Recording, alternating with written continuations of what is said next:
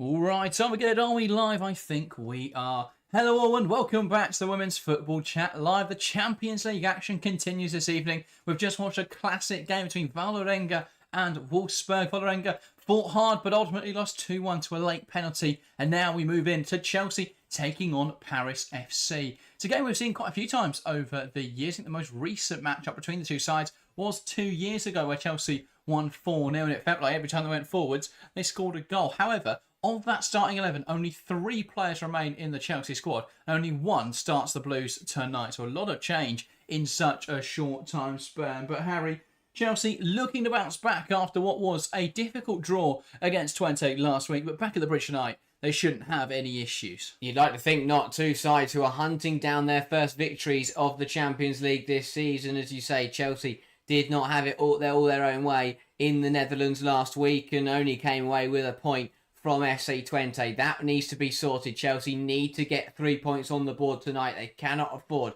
to fall behind the likes of Lyon and co. This, by too big of a margin this early on. So it is important for Chelsea to get the result tonight against a Paris FC side who looked decent in Matchweek 1, but then all fell apart in the second half. It was a fast start against OH Leuven, but a second half that was really not good enough from the Parisians, so they also will be hoping to get their first win of the Champions League season. But yeah, it's going to be a good game. I think Paris FC will make it competitive for Chelsea. The Blues are going to have to work for it this evening, but it should be a good contest. We've already seen a bit of drama between Wolfsburg and Vålerenga. We've already seen a bit of a drubbing between Lyonnais and St. Polten. So what are we going to get in the other 3 games this evening? Well, indeed. Well, the only predictable thing about Chelsea's lineups at the moment is that you don't know who's going to play. Is its unpredictability. Let's start with the Blues as we are at the bridge tonight, and we'll start with Sonia Bompastor's Chelsea. It looks like potentially either a 4-3-3 or a 3-4-2-1. We'll have to work it out. In goal, it's Hannah Hampton. I think it could be a back 3 of Bjorn, captain Millie Bright, and then Sjoeke Nusken, with wing-backs of Sondi Baltimore and Joanna Littin-Carnreed. A midfield 2 of Kira Walsh alongside Erin Cuthbert. The 2 wide players, Vika Kaptein and Alyssa Thompson, with Beaver Jones leading the line. This could be a 4-back for Chelsea. This could be a 3-back. However, there's definitely no natural right-back on there. Yeah, it's an interesting system change. I think, not system change, but personnel change that leaves us wondering if there is a system change. So it'll be interesting how Chelsea do line up tonight. But on the whole, it is a stronger 11 that came out against Twente, and understandably so. As I said at the start there, Chelsea cannot afford to drop points to another side that are outside of pot 1. So it's a bit of a must-win for the Blues in front of the home crowd. Going to throw the best players out there to go and get the job done and then rest up once the result is pretty much there. But Chelsea are going to have to work for it tonight. That's why we're seeing the same pivot of Cuthbert and Walsh. That's why the likes of Millie Bright and Bjorn and Beaver Jones are all starting this one, because Chelsea need to deliver from the off. They need to start fast and put Paris FC under pressure. Don't allow the away side to get comfortable in this game. But it's another wacky team selection from Bompastor. She's certainly been mixing it up a little bit this season, and Chelsea fans will be hoping that this 11 is the remedy to picking up 3 points this evening. Yeah, they definitely will. RC, welcome to the stream. This evening, all both you guys looking well. It's a big moment for you, Harry. Thank you. I don't think anyone's ever said that in the live chat before, but there we go. It says, I wonder what is going on with Carpenter. Assume it's just resting. She doesn't make the squad tonight with Bronze on the bench and with Chloe Sawi as well. There are full-back options there. Presumably tonight it's going to be a wing-back. It could even be Sjoeke Nusken at right-back. Not 100% sure, but I assume it's just resting Ellie Carpenter. She's played a lot of football in the first few weeks of this season. Not too concerned about any further problems there. She was fine in the game against... who did they play at the weekend? Tottenham. She's okay. I think, to be fair, I'd probably thought it was one of her worst performances of the season, probably. So, yeah, just a bit of a rest and make sure she's ready and ready to go for after the international break, especially. And that is the other thing that is going to factor into this. Is obviously, you've got to weigh up who's going to be doing what at the international break, and saying that Ellie Carpenter is going to be travelling all the way over to the likes of Australia, it makes sense to rest her up for this one compared to the England internationals who aren't going to leave the UK. Absolutely. So yeah, makes a good point there. Let's take a look then at the Paris FC side. It looks like a 4-3-3 for the Parisians. In goal, Chavas is back in the side. She missed the first game of the Champions League through injury with Marquez coming in, but Chavas returns to the starting 11. In the back four, it's Old Hussein, Davis, Grebeval and Bergoer. In the middle three, Picard, Korosec and Korbos. And a front line of Garbino, Captain Clara Matteo and Le Mogoudet. So, an interesting time for Paris FC. Where are the big threats, would you say? I think the front three is the first place to look. They were on form last time out against OH Leuven, especially in that first half. Clara Matteo, the captain, coming up with a goal and an assist and put her side into a very, very good position. So, yeah, that's where they're going to try and hurt Chelsea. Get that front three in the game and get them running at the Chelsea defence and see if they can cause some problems. It's going to be the back line that I have my biggest concerns about for Paris FC, because, again, I mentioned that game last week where they looked really good in the first half, and then second half they were miles off it, and the back line opened up so easily. So they're going to have to defend better than they did last time out in the Champions League. And, yeah, they're going to have to shore up, make sure they can't afford to give Chelsea too much room to work with. They're going to have to make it difficult for the Blues tonight, because if you give anyone in that Chelsea front line a bit of space to use, they're going to punish you. So it's going to have to be defend as a unit, defend solidly from Paris FC, and then try and bring players like Matteo into the game if you can in the other end of the pitch. But it's going to be a tough 90 minutes for the away side. They're going to have to dig in, they're going to have to defend well to stop this Chelsea front line. Absolutely, and as with all of these Champions League nights, we have a lot of time between the streams, so it's that time already. It's time for predictions. If you're watching along to the show, get involved in the live chat. Let us know your score predictions for today's game. We'll start here in the studio, though, and we'll start with yourself, Harry. Chelsea versus Paris FC, what is your prediction? I think Chelsea should be okay in this one, looking to get a win on the board. In Europe, I will say I'll go 4-0 Chelsea. I think it'll be pretty convincing. I look at it's a very attacking personnel selection. I think that will pay dividends, may lead to them looking a little bit vulnerable, but I don't see Paris FC taking advantage of that. I will say 4-0 to the home side, and it will be goals from Aggie Beaver-Jones, Vika Kapdine, Sondi Baltimore, and a goal for Shaka Nuskin, because Shaka Nuskin scores goals. Shaka Nuskin does score goals. Fair enough. I'm going to say Chelsea 3, Paris FC 1. I agree it will be a very attacking display from Chelsea this evening. I just worry with the amount of fast breaks conceded and goals on those fast breaks. I just think that looking at that Paris FC front line, especially Clara Matteo, I think that could be a weakness for Chelsea this evening. I think if Paris FC can execute that ball in behind, pick out Matteo, I think they'll get a goal against the run of play. But I do think Chelsea will dominate this game. I think it'll be goals from Sonny Baltimore, Beaver-Jones, and I will say off the bench, Sam Kerr. Like it. I like that a lot. I'd like to see Sam Kerr score in the Champions League. It has been a very long time, far too long, in fact, since we've seen Sam Kerr score in the Champions League. She Aficionado, welcome to the stream. You won't be collecting any tears tonight, though, just tears of joy, perhaps, with how beautiful the performance is in attacking areas. I'm not sure why UEFA seem to think that Thompson's going to be leading the line with Beaver-Jones on the left wing. No. If that is the case, then I will be even more surprised by the team selection. But we'll see what happens. David going 4-0 Chelsea. HB saying 2-1 Chelsea with Thompson to get our first goal. RC going 3-0 Chelsea. Thompson, Beaver-Jones and Baltimore. So hand predictions coming in. If you're watching on, get involved. The poll in chat though, 88% going for Chelsea. So fairly comprehensive there. 10% though backing Paris FC. And just 2% see a draw being the final outcome. Love it. 2% of those people hanging on to something. But yeah, it's going to be an interesting game. A lot of people mentioning Thompson there. I think it would be good for her to get a goal under her belt in a Chelsea shirt this evening. A perfect opportunity for her to do that. Has looked sharp in her first few games, but yet to get a contribution on the board. So I think that it'd be good for her tonight to get one in the back of the net and open her Chelsea account against an opposition who you'd expect Chelsea to be beating quite comfortably. Yeah, absolutely. It should be. It's a pot 3 side, but they drew to a pot 3 side last week. So can't always be confident that it's a foregone conclusion, but we'll see what happens. Halo 10, welcome to the stream as well. Junior as well as supporting Chelsea tonight. Keep the messages coming in as we prepare for kick-off here at Stamford Bridge for what should be a very interesting game of football. Chelsea looking to get back to winning ways in Europe. They're back to winning ways on Sunday, albeit an unconvincing 1-0 victory over their rivals Tottenham. Yeah, I think it's got to be comprehensive tonight for Chelsea. They need it. Got to be clinical. Got to create chances and be clinical in the final third. You know, the last couple of weeks it's either been Chelsea not being able to create chances or it's been Chelsea creating chances and not putting them away. So it needs to be clinical. It needs to be creative from Chelsea tonight, and an all-round just a really good performance. But they can't afford to underestimate Paris FC, and particularly Clara Matteo, as we know they pack a punch as well. With Chelsea to get our start here, but Beaver Jones knocks it back underway here at Stamford Bridge. It's Chelsea versus Paris FC in match day 2 of the Women's Champions League here at Stamford Bridge. And it's Chelsea on the ball early on. Bjorn across to Hampton, and now Bright. And it's back to Hampton, and Chelsea just looking to settle in possession early in this game. Bjorn out to the right-hand side. Nuskin touched it down the line. Carnegie will get there, tries to poke it forwards. And that's cleared away well by Davis. Now look to play out now. Picao lifts it into Clara Matteo. Great hold up. Looking for the pass down the left-hand side, but to no avail. So it looks like a 4-2-3-1 early on for Chelsea here. Nuskin at right back.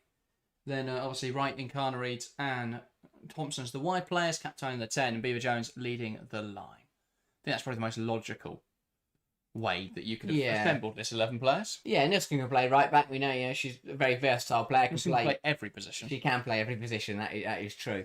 Nuskin throws it into Beaver Jones, who holds it up well. Back to Sioka Nuskin. Shifts it onto Vika Captain. Carnereed, Captain. Back towards Carnereed. Chops inside. Well dealt with by Bogoer. And it's going to be a tough job for Luke Bogoer. We saw at the weekend, Nilden did a great job on Carnereed. Can Bogoer do similarly? Walsh to Cuthbert. Now to Sondy Baltimore. Gives it to Thompson. Wants to make a run down the left-hand side. Back to Baltimore, though. Puts it into the area. Flicked on in there by Captain. But that's through to Shavas with no problem. Good start from Chelsea, though. Good tempo to the game. Looking to put Paris FC under pressure early doors. Yeah, indeed. Just need to pin them back, keep them under pressure. It's that constant pressure that gets you through these kind of low blocks. Yeah. Ball forwards. And it's cut out well by Sondy Baltimore, who shifts it inside to Cuthbert. Well, drew players in and then played it into midfield. But Walsh gets caught in possession. And now Clara Matteo, her first chance to run at Millie Bright. And this could be a dangerous match-up tonight for Chelsea. Matteo wants to take on Bright. Strong defending, but it's out for a corner. This gives a chance. Actually, it came off Clara Matteo, apparently. Yeah, good tackle from Bright. Just did well, timed the tackle well. And yeah, I think it just took a nick off Matteo on the way through. But that is going to be a key battle, because if Matteo can get past Bright, then she's going to find herself in some very good positions tonight. Here is Natalie Bjorn. Out to Nuskin, who will come back inside and then force backwards to Bjorn.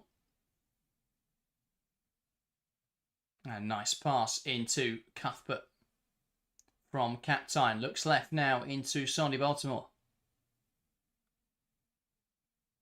Misplaced though from Baltimore, and now Paris FC can look to use this. Pass out to the right-hand side. Here is Garbino. And Picard caught in possession. Picard. A bit of a messy one, but it's Cuthbert who has possession now for the Blues. Natalie Bjorn. Out to Nuskin. Wanted to go down the line. Carnereed wasn't available. Does find Captain in the pocket though. Back to Bjorn, who will now carry it forwards. Slips it into Walsh. Back to Captain. Doesn't really have a forward option there. Vika Captain. Paris FC very much disciplined in their positions right now. Lovely switch of the play there from Walsh into Carnereed, who will cut it onto her left foot. Cuts back onto her right foot. Nice play. Loops it into the box. Looking for Thompson at the back post. But it's cleared away well by Picard after the initial header from Old Hussein. Shot from range, and it's just wide of the mark there from Sioka Nuskin. Yeah, again, Chelsea recycled it. The ball was drilled into Nuskin, and she just took it on the turn on the left foot. But originally, not a bad ball in from Carnereed. Not much movement in the penalty area, though. And yeah, Bjorn just fizzes it into Nuskin, who takes a touch, then with her left foot wraps it round it. Not a bad effort at all. And in the other game tonight, 2 minutes in to the game in Rome, and it's Roma 0, Barcelona 1. Esme Brooks continuing her goal-scoring form in the Women's Champions League this season, as she notches their first effort just 120 seconds into that match. Ridiculous. What a waste of time. Nuskin. Blocked there from playing the ball down the line by Le Mogadek. Or, yeah, Mogadek, I believe. Bright. Carries the ball forwards here. Now needs to shift it into Baltimore. Baltimore inside to Cuthbert. Positive turn, tries to slip it in behind. Back to Captain, who wants to turn in there. One back well, though, by Kodosech. One back now by Bright, and it's Thompson. Can she be dangerous, Alyssa Thompson? Darts inside. Can't quite find a forward pass. Walsh. Wide into Nusken. Back to Walsh, who knocks it out to the left wing, and it's Baltimore who holds the width well. Shimmies inside, cuts it across the box. It's going to drop now to Thompson, who can't get the shot away. Out wide again to Baltimore. Delivers it into the box, and that's headed away again by Groboval. Baltimore, lovely control, wants to play it through the lines. Picard wins it back. Bit of a messy game at the moment. Cuthbert takes it in her stride, struck it well, but it's a comfortable save for Shabas. Yeah, really good from Chelsea, keeping the pressure on to Paris FC, who really cannot get out at the moment. Clearances from the away side are only falling straight back to a blue shirt. Positive start from Bompastor's side. They're out for a win tonight. They want goals, and they're coming at Paris FC hard and fast. Bjorn into Carnareed. Captain back to Walsh. And here is Millie Bright. Beaver Jones. Now Walsh. And it's Bjorn. Walsh. Beaver Jones. Lovely touch back to Kira Walsh. Cross now to Cuthbert. Back to Walsh. Referee trying to get in the way there by the looks of it. Bjorn. Walsh. Back to Bright. Paris FC with 11 players in their own third at the moment. And that misplaced from Millie Bright there. And that's out for a Paris FC goal kick. Yeah, Chelsea have got all the ball, all the pressure, and as you said, they're very hard at the pitch. It's just going to come down to quality in the final third for Chelsea. Just got to get that final ball right. Players like Thompson, players like Carnreed have got to deliver end product today.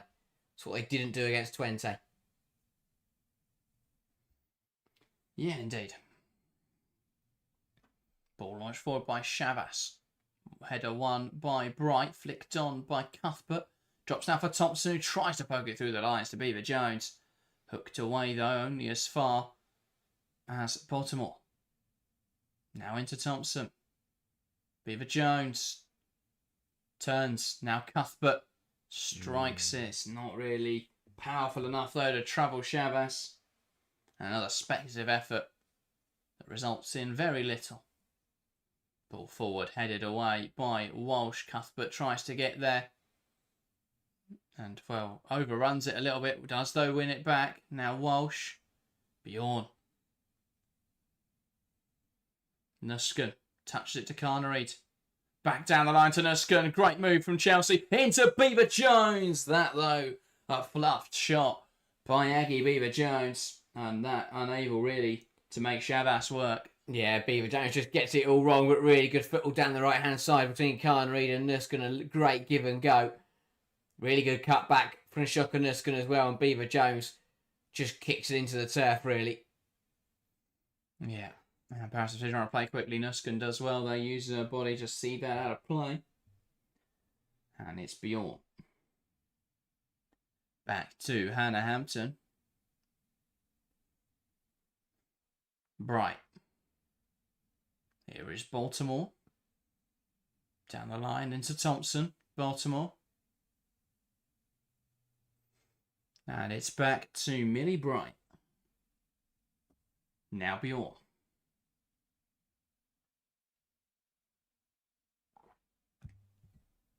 Bosch tries to hold it up but can't. And now here come Paris FC.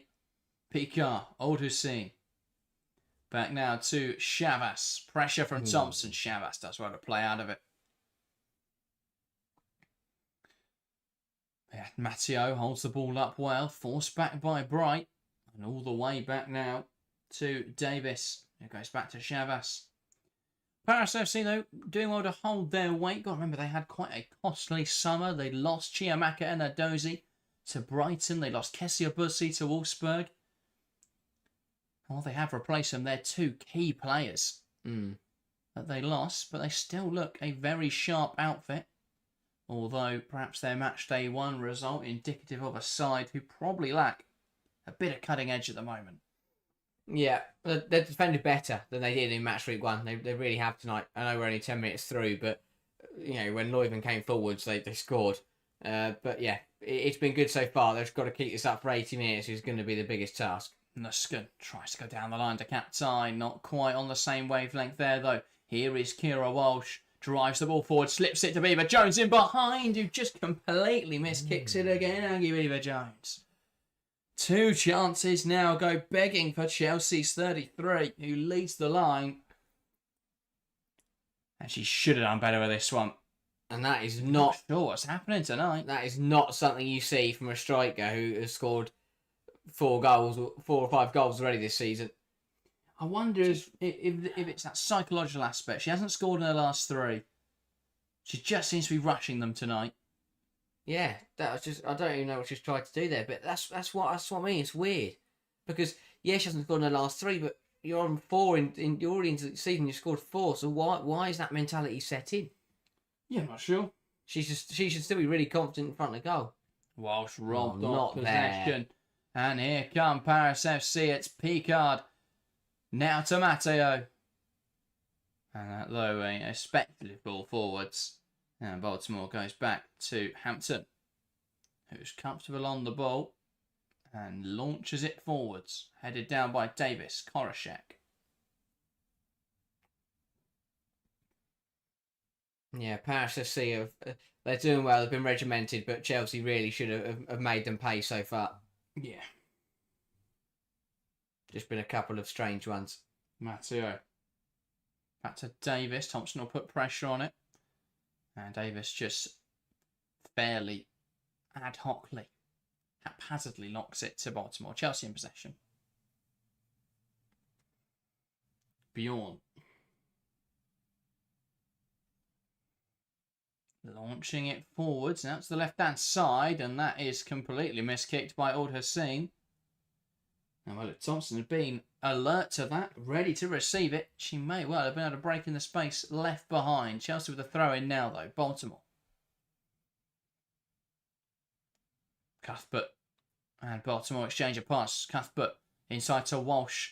Wanted to spread the play. Nuskin and Carnery, though neither of them really alerts the situation. Here's Bjorn, who will carry it wide. Now Carnery chops in.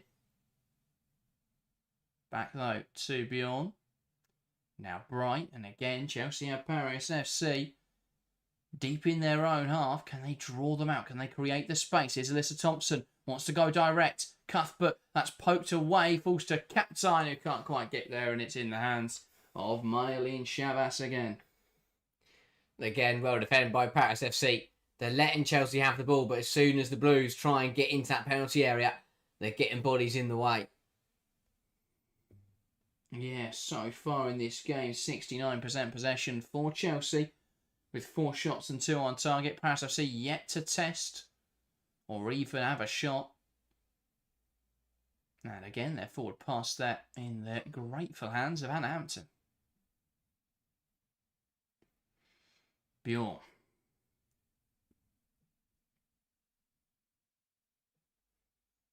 Across to Millie Bright, who carries the ball forward. Wants now to switch the play. That's a horribly misplaced pass, though. And Leigh Mogdek. She does lose possession, and Walsh now wants to put it in behind Old Hussein, who knocks it back to Maylene Chavas with no issue. Chavas. Greveval under pressure. Lovely ball through the lines. And now it's direct into Matteo. Bright comes chasing. One back. And now down the line into Carnery. Chelsea have numbers forward here. Ball into the box. Cleared away by Davis. And then poked on by Picard. One back there by Sandy Baltimore. As Garbino is just a little too relaxed, too calm in possession. Bjorn. Cuthbert, Walsh. Bjorn. Now Nusken. Wants to fashion a chance. And it's back to Natalie Bjorn. Nice pirouette from Bjorn. Forced all the way back now to Hannah Hampton, who is quite considerably off her line here. Almost in the opposition half. That's how high Chelsea have been so far. Bright. Lovely turn there from Erin Cuthbert, who bursts away from Picard. Picard puts a challenge in. Davis won't quite get there. Chelsea corner. Really get from Cuthbert. Just got the ball and let the ball do the work. Really nice turn to win the corner. And now Chelsea have got to get the delivery right. So many corners on Sunday were wasted against Tottenham. This has got to be a better delivery. In a dangerous area, onto a blue head. I'm surprised Cuthbert's still on these after how abysmal it was on Sunday. But can this be a better ball? Well, it's not a bad delivery. No one meets it, though. Baltimore work hard to get there and does well to keep it in. Poor cross back into the box, though. Walsh and Bright miscommunicate. Bright keeps it in Chelsea's possession. A cross out of Cuthbert. Ball into the box. Beaver Jones turns. Should score. Great block from Bogoer there, who does so well to deny it. But that the best chance of the game so far for Chelsea. Albeit a little fortunate as Millie, Bright and Walsh miscommunicated. And that could have been quite dangerous. Nusken. Now Bjorn. Ball through the lines into Beaver Jones. Grebeval, though, gets the right side of the ball. Knocks it forwards. And Bjorn there wins the foot race against Matto. And goes back to Hampton. And now they'll move to the left-hand side. Bright lifts it forwards, looking for Baltimore. Finds Sondy Baltimore, who chests it down with purpose. Ball in, dealt with by Grebeval. Drops on the edge now for Cuthbert, heads it forward. Davis wins the header up in the air now. Lou Bogoer gets there first. And it's a good hold up from Clara Matteo, who goes down under pressure. And that will be a Paris FC free kick. Again, a good passage from Chelsea. But Paris FC just riding the wave and finding any reprieve they can. This is good from Matteo to draw the foul. And again, that will just take all the pressure off of her side. But again, Chelsea, this is a well-worked move. Walsh knocks it out to Cuthbert, who puts a good ball in there. Beaver Jones does well, but turning into bodies was never really going to be a brilliant shooting opportunity. No. It's been decent from Chelsea, but again, final ball decision-making is going to be on the money if they want to find the breakthrough. Bjorn carries it forwards, now lifting it in behind, looking for Carnery. Bogoer gets there with the header. And all a bit of a mess now. Bogoer sends it up the line. And now Bjorn inside to Walsh. Back to Natalie Bjorn.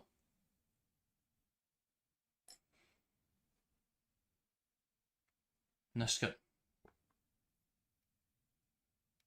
lifts it to the left-hand side. Not sure what Nusken's trying to do there. Does get away with it. Baltimore does well. Here's Thompson. Back to Bright. I want to see more from Alyssa Thompson. There's a lot of people raving about her performance the other day. Just thought she lacked that end product and decisiveness. Yeah. Got on the ball a lot, but didn't actually do a lot with it.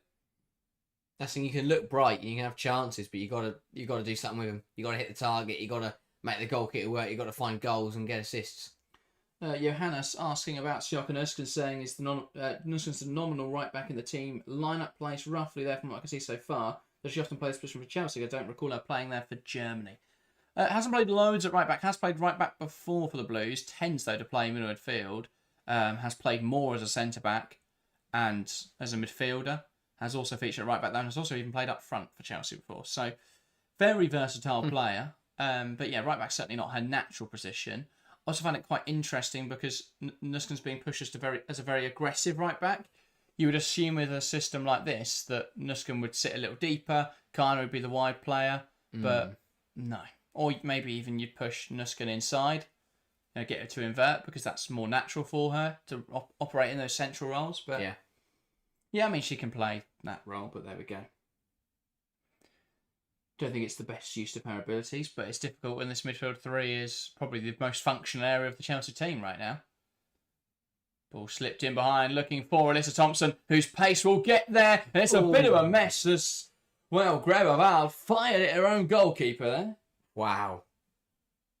What a let-up. What a ball this is from Millie Bright. Thompson does so well to get there, puts her in the danger area. And yeah. Oh, it's an own goal. Really good reactions from Chavez to keep that one out. Because that could have been an absolute disaster. A defended well, Paris FC for 20 minutes. The last thing I want to do is concede through an own goal. Indeed, and Johanna's summarising Luskin quite well. So I guess all the positions, absolutely. So I can play everywhere. I think we should try her in goal one week, just to see what would happen. But Arsenal, that's a crazy pass back. Yeah, I'm not sure the goalkeeper was too privy to that being a pass back, but it worked. Very similar to the Volorenga header earlier today, which was a header against their own crossbar. Yeah, but it did the job. Bright. Thompson. Back to Millie Bright.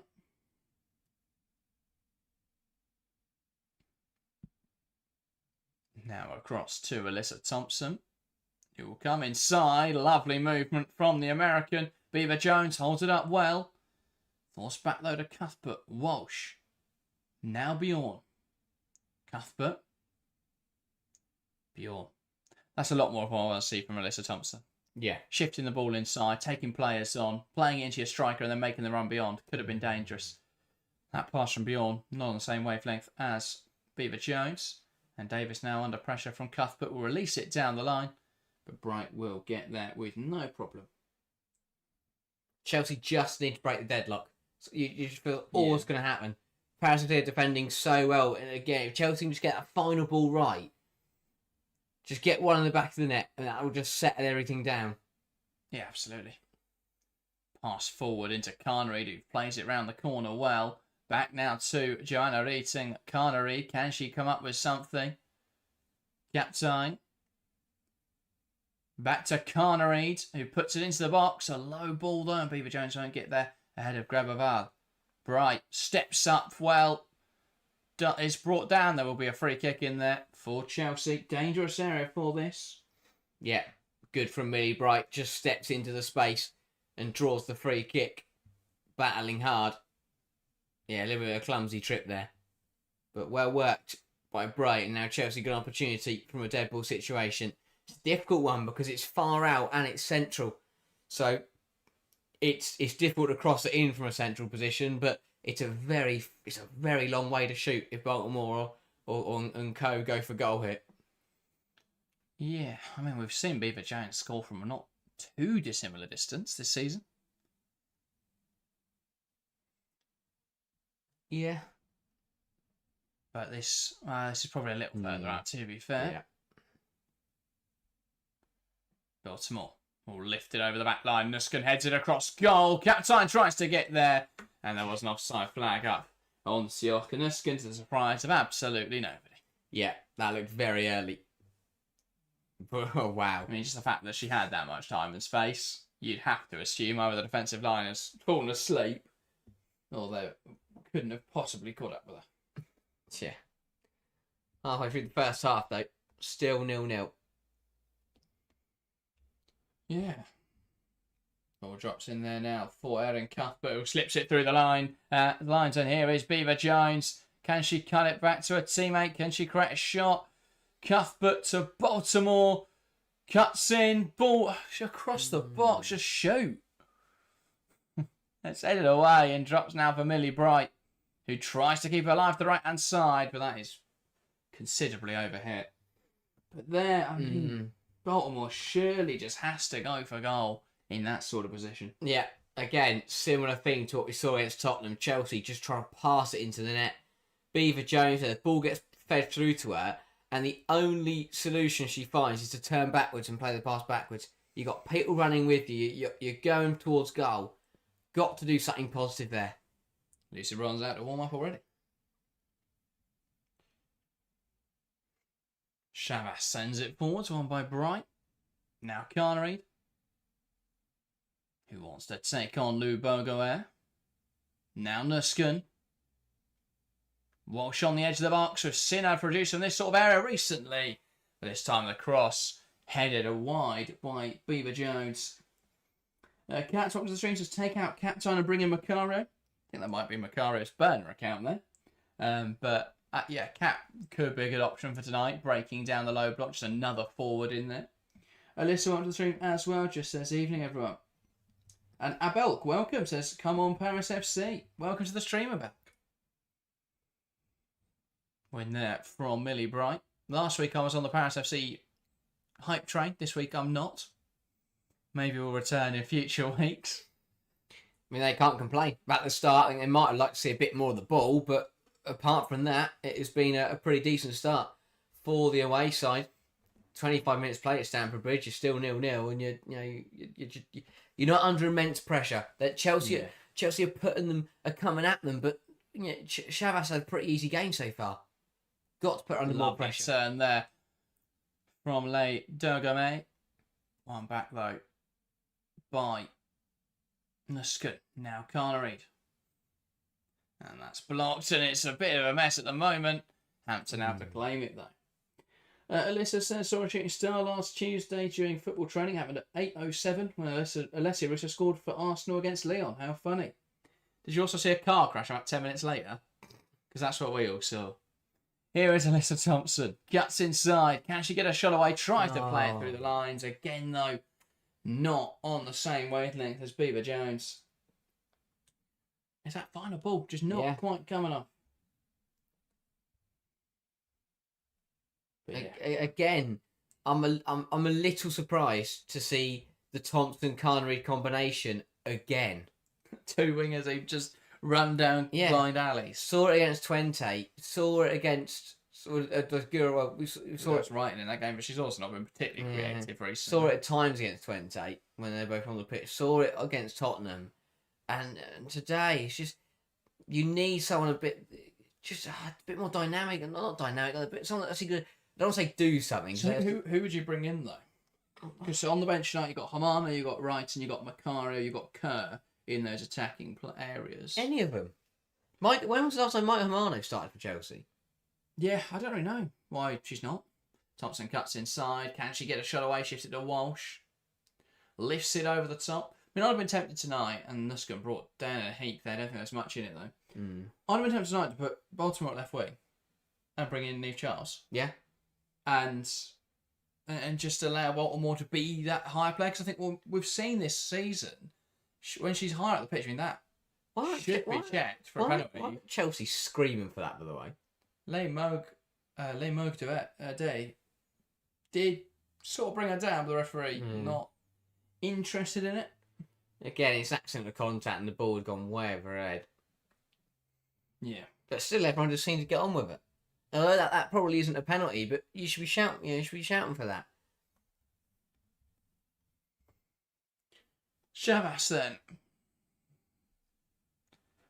from the Paris FC goal.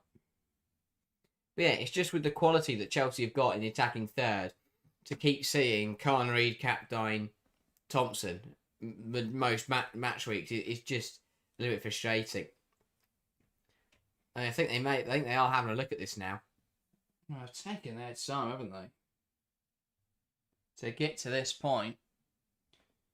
I mean, it is a foul, even if it is accidental. Yeah. And I think that is what the referee is explaining here. What is going to be given. So one of those where you just want that transparency. And she's going over to the monitor, and that usually only means one thing. I've never seen such a chill reaction from a football team when a player's been tricked out in the penalty area. I think Chelsea screamed for that. You don't really have the same weird look on all the players' face where they're going, what? Yeah. But no one for Chelsea sort of complained for it. I mean, yeah, she catches Nutten's foot, runs back in, and just catches her. Almost takes her boot off. Yeah, I think when you slow it down, it looks 100% a penalty. It's one of those in normal time. Yeah, I think that will be given. Referee makes a decision and she points to the spot. It's a Chelsea penalty. And well, they've been the dominant side of the game so far, but haven't really been able to find a route to goal. This a little bit of a gift. But I guess if you just keep probing, sometimes fortune is on your side.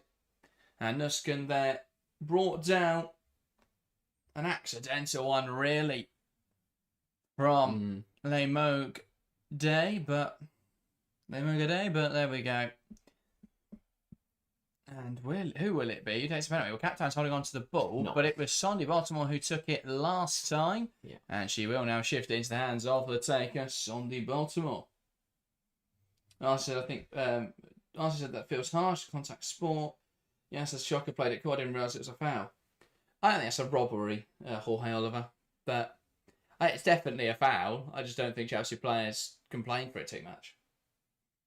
So Baltimore, from 12 yards, with a chance now to put Chelsea into the lead here at Stamford Bridge.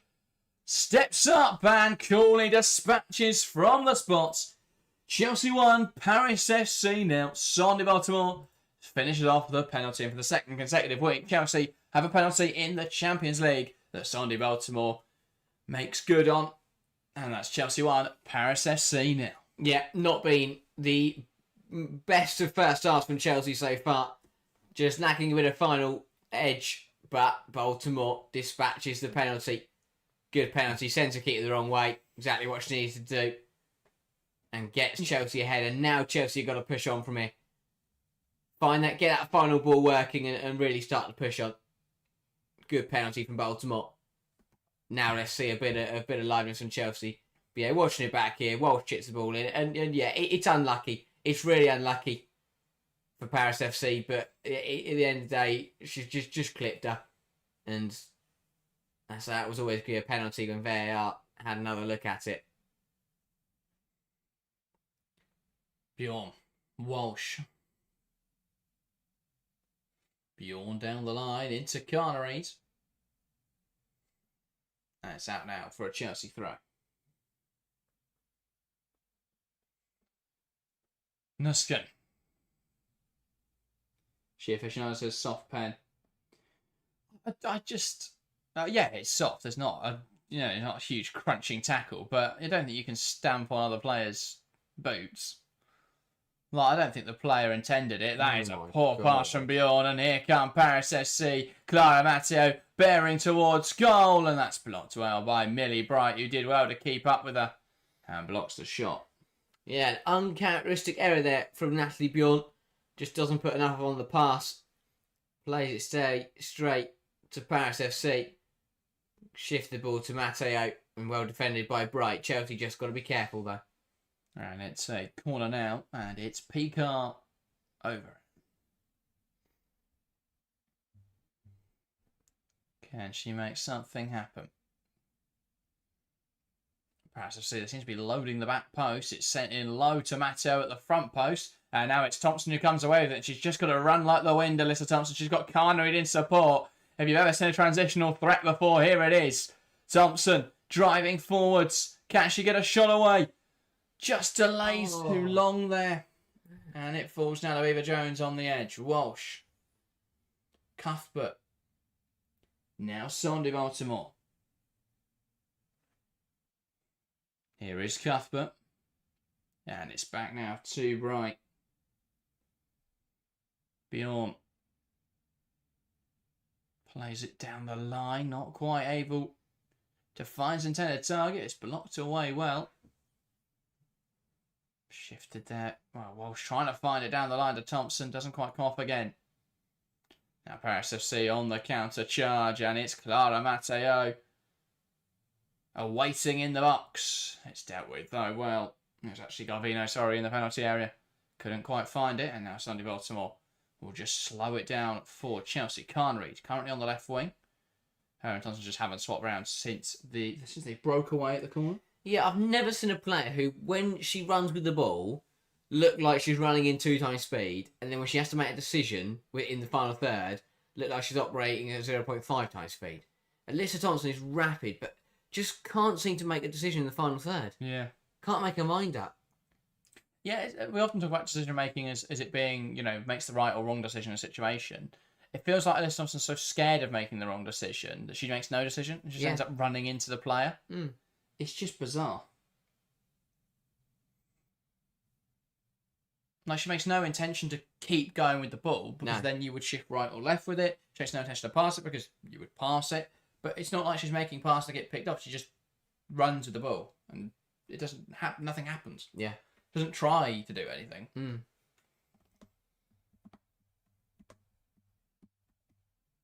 All in behind. Feels a bit like Jamie Gittins at the moment in the men's team. But the difference is that Jamie Gittins gets booed every time he comes on the pitch because that is the way men's football fans are. Whereas Thompson, I think, will get the support of the Chelsea fans for a while yet. Yeah, there's something there. It's just needs to make a decision.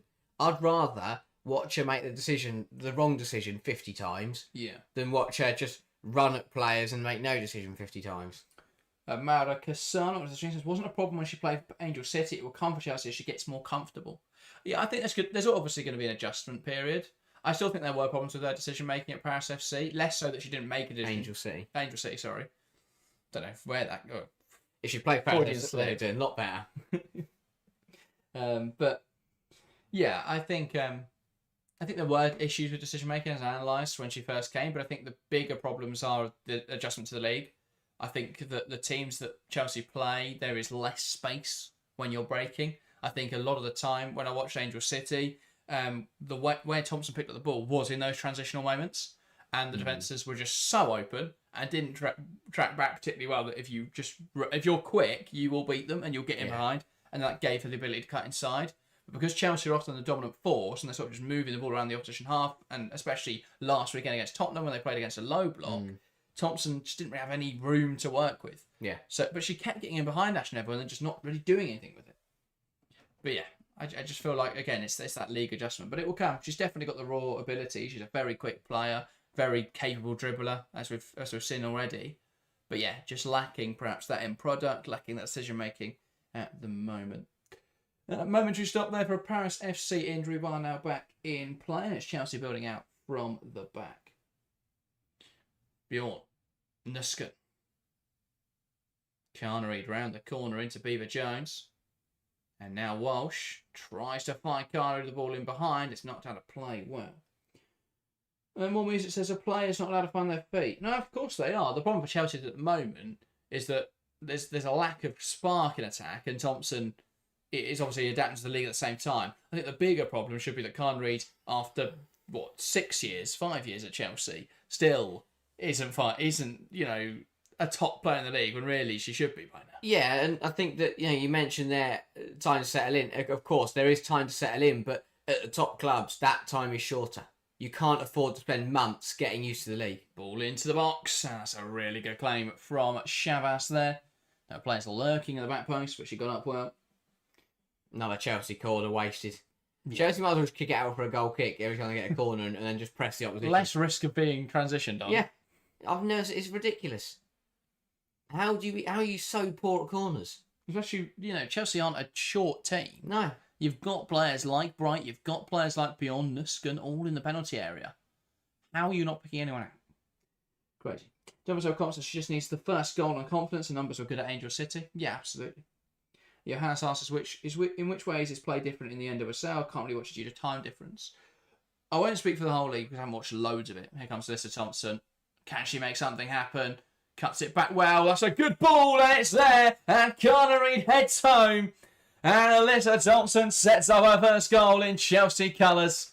And of course, as we speak about her in negative light, she comes up with something great.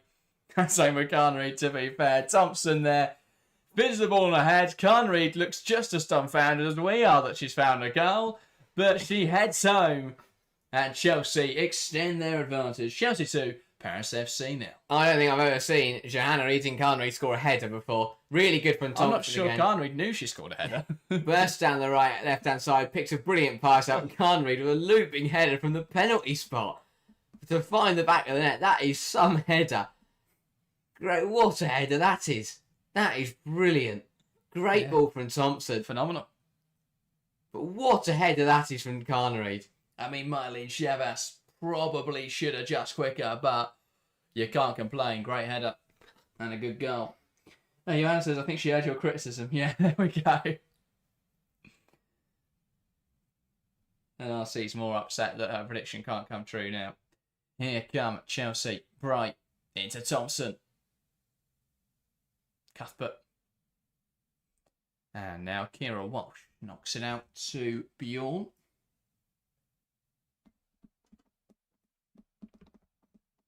Carnreid. Back now to Bjorn, who looks to carry it forwards. Back into Nuska, wants to go wide to Carnreid, who does really well to fight for that ball. And Chelsea have got their mojo in this game now. Ball into the penalty area. Cleared away by Greveval. I think Carnreid's put a Sweden shirt on. And we have got a goal in the other game tonight. Oh, brilliant. OH Leuven 0. FC Twente 1. Yeme Ravensbergen, who looks sharp in the game against Chelsea, finds the back of the net in that one. Yeah, Twente looking pretty good at the moment, both in the league and on the European stage. 2 wins. Well, as it stands, 4 points in their first 2 Champions League fixtures would not be a bad return. Saying that they've already faced a pot one side. And 13 from 5 in the league. Twente are going well this season. Especially when it was a summer where they lost a lot of key players, but they've done very well to replace them.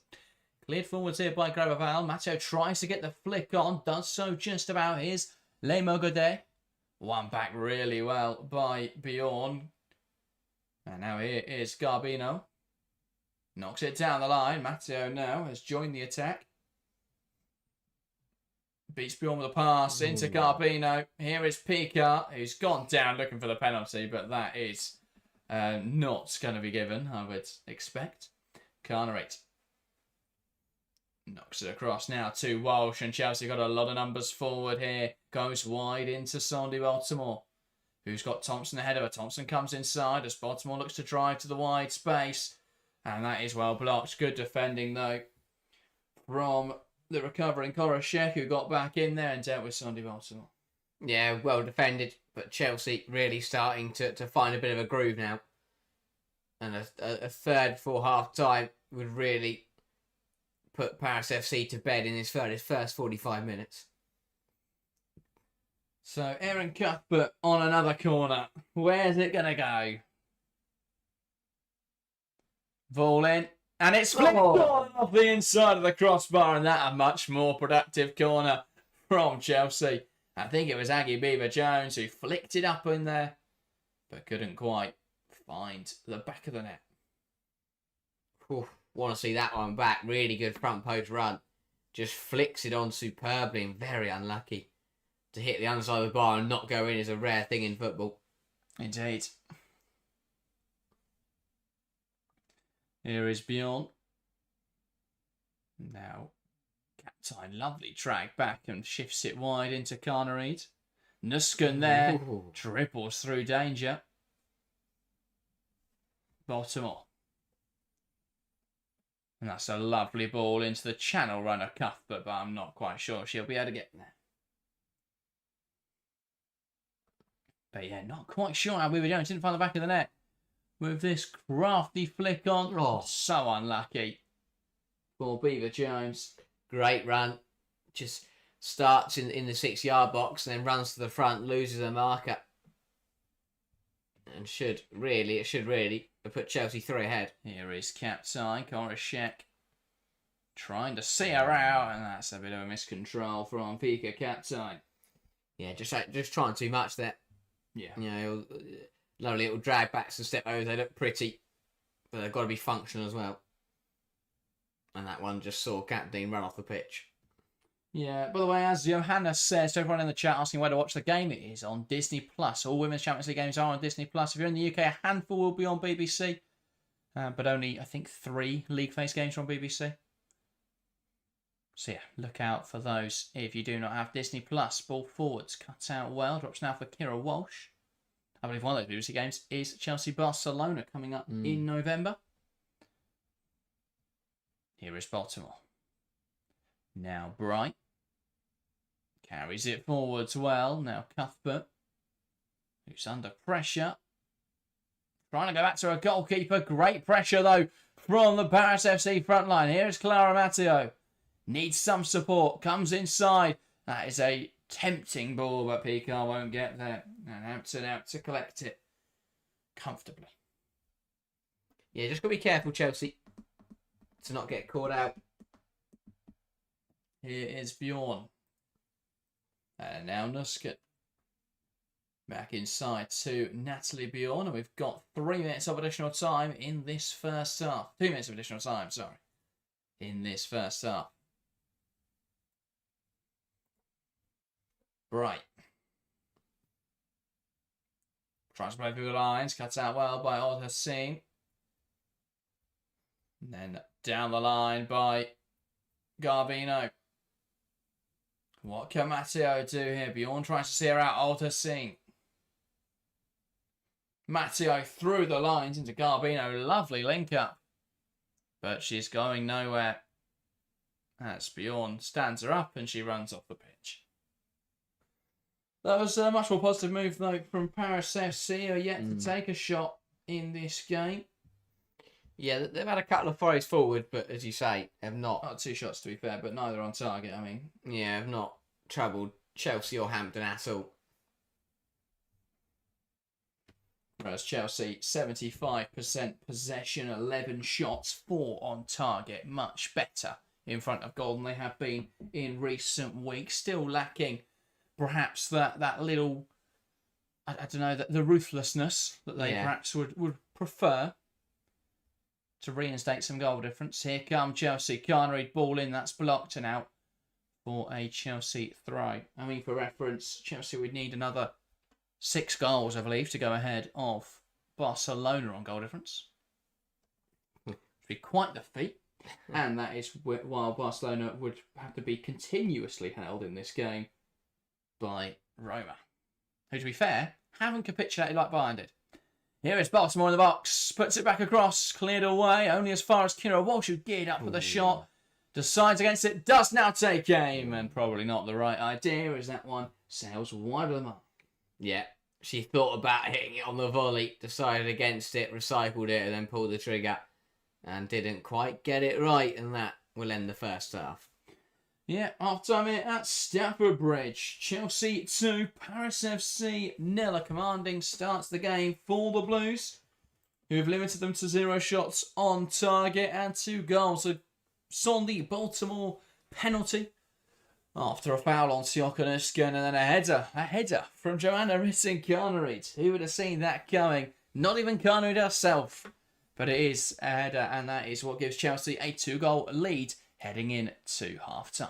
Yeah, positive half from Chelsea. Got better and better as the 45 minutes went on. It was a same old story really in the first 20-25 minutes. That final ball was just a little bit lacking, but it was all one-way traffic for Bompastor's side, and eventually the penalty being the breakthrough, and from there Chelsea really just seemed to kick on, and it looked much more put together in the final third and was causing Paris FC a few more problems. Got the second goal through Carnery. Beaver Jones hit the crossbar. So it got better and better for Chelsea as the half went on. And I think that it was much needed. The last thing Chelsea needed was to go into this half-time at 0-0 or 1-0, 2 goals. It's a decent cushion and we'll be looking to push on for more. But still some problems, still not perfect, but getting there for Chelsea. And as I said, it did look, it looked a lot better in that last 10-15 minutes of the first half, and Paris FC, who have defended valiantly and have hung on in there for the majority of the half, eventually just started to fall away as the first 45 minutes went on, really.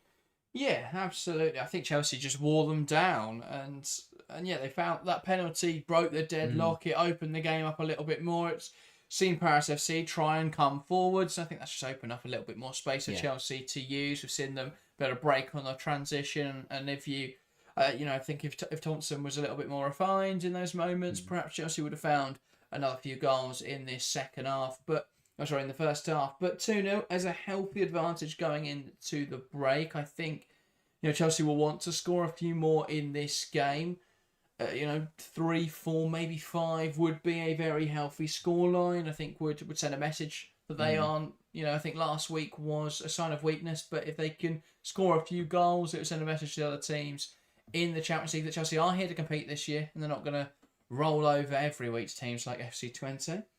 But yeah, this would be a much more positive week after a damp start last week. But all it means is that Chelsea, if they want to finish in the top four, are probably going to need to beat, definitely need to beat Wolfsburg, possibly even FC Barcelona. But to be fair, I think Chelsea's aspirations at the start of the group stage would have been to win every game anyway.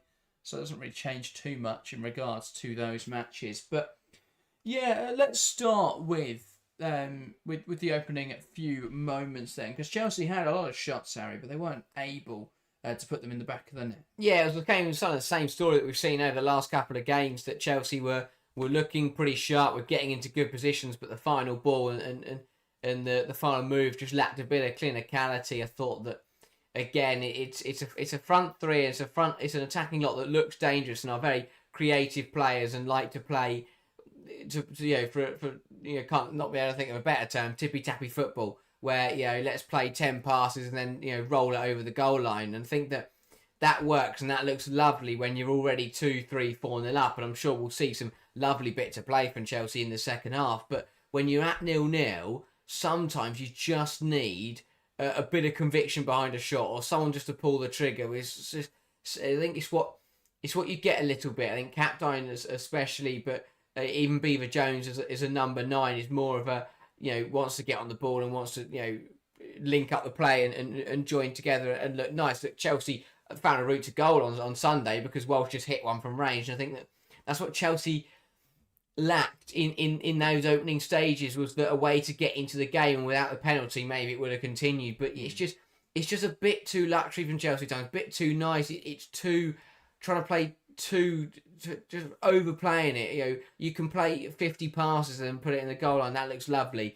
but sometimes in football you just need to get to the edge of the area, take the touch out your feet and then pull the trigger, especially against a weaker side where if you put it on target you never know what's going to happen. So I think it's not what happened with Carnegie. Exactly, it's just a bit of directness from Chelsea, a bit of just not overcomplicating it and getting the job done. Sure, once you're 3 or 4-0 up, try and play 50 passes and some beautiful football, but to start the game, just get yourself ahead, get yourself on the score sheet, and then just start to build into it. I think it's the same problem we've seen the last couple of weeks, where Chelsea just not forcing it a little bit, but just overplaying it in front of goal and trying. It was a Tottenham game, wasn't it, where Chelsea had so many touches in the opposition's penalty area, 46, but stupid like that, but didn't do anything with it. Yeah. So it's one of those where I think Chelsea just overcomplicating it in the final third at times because they're scared to get that final ball wrong. Still 22 touches in the opposition box in this game, and only 2 goals converted from it. But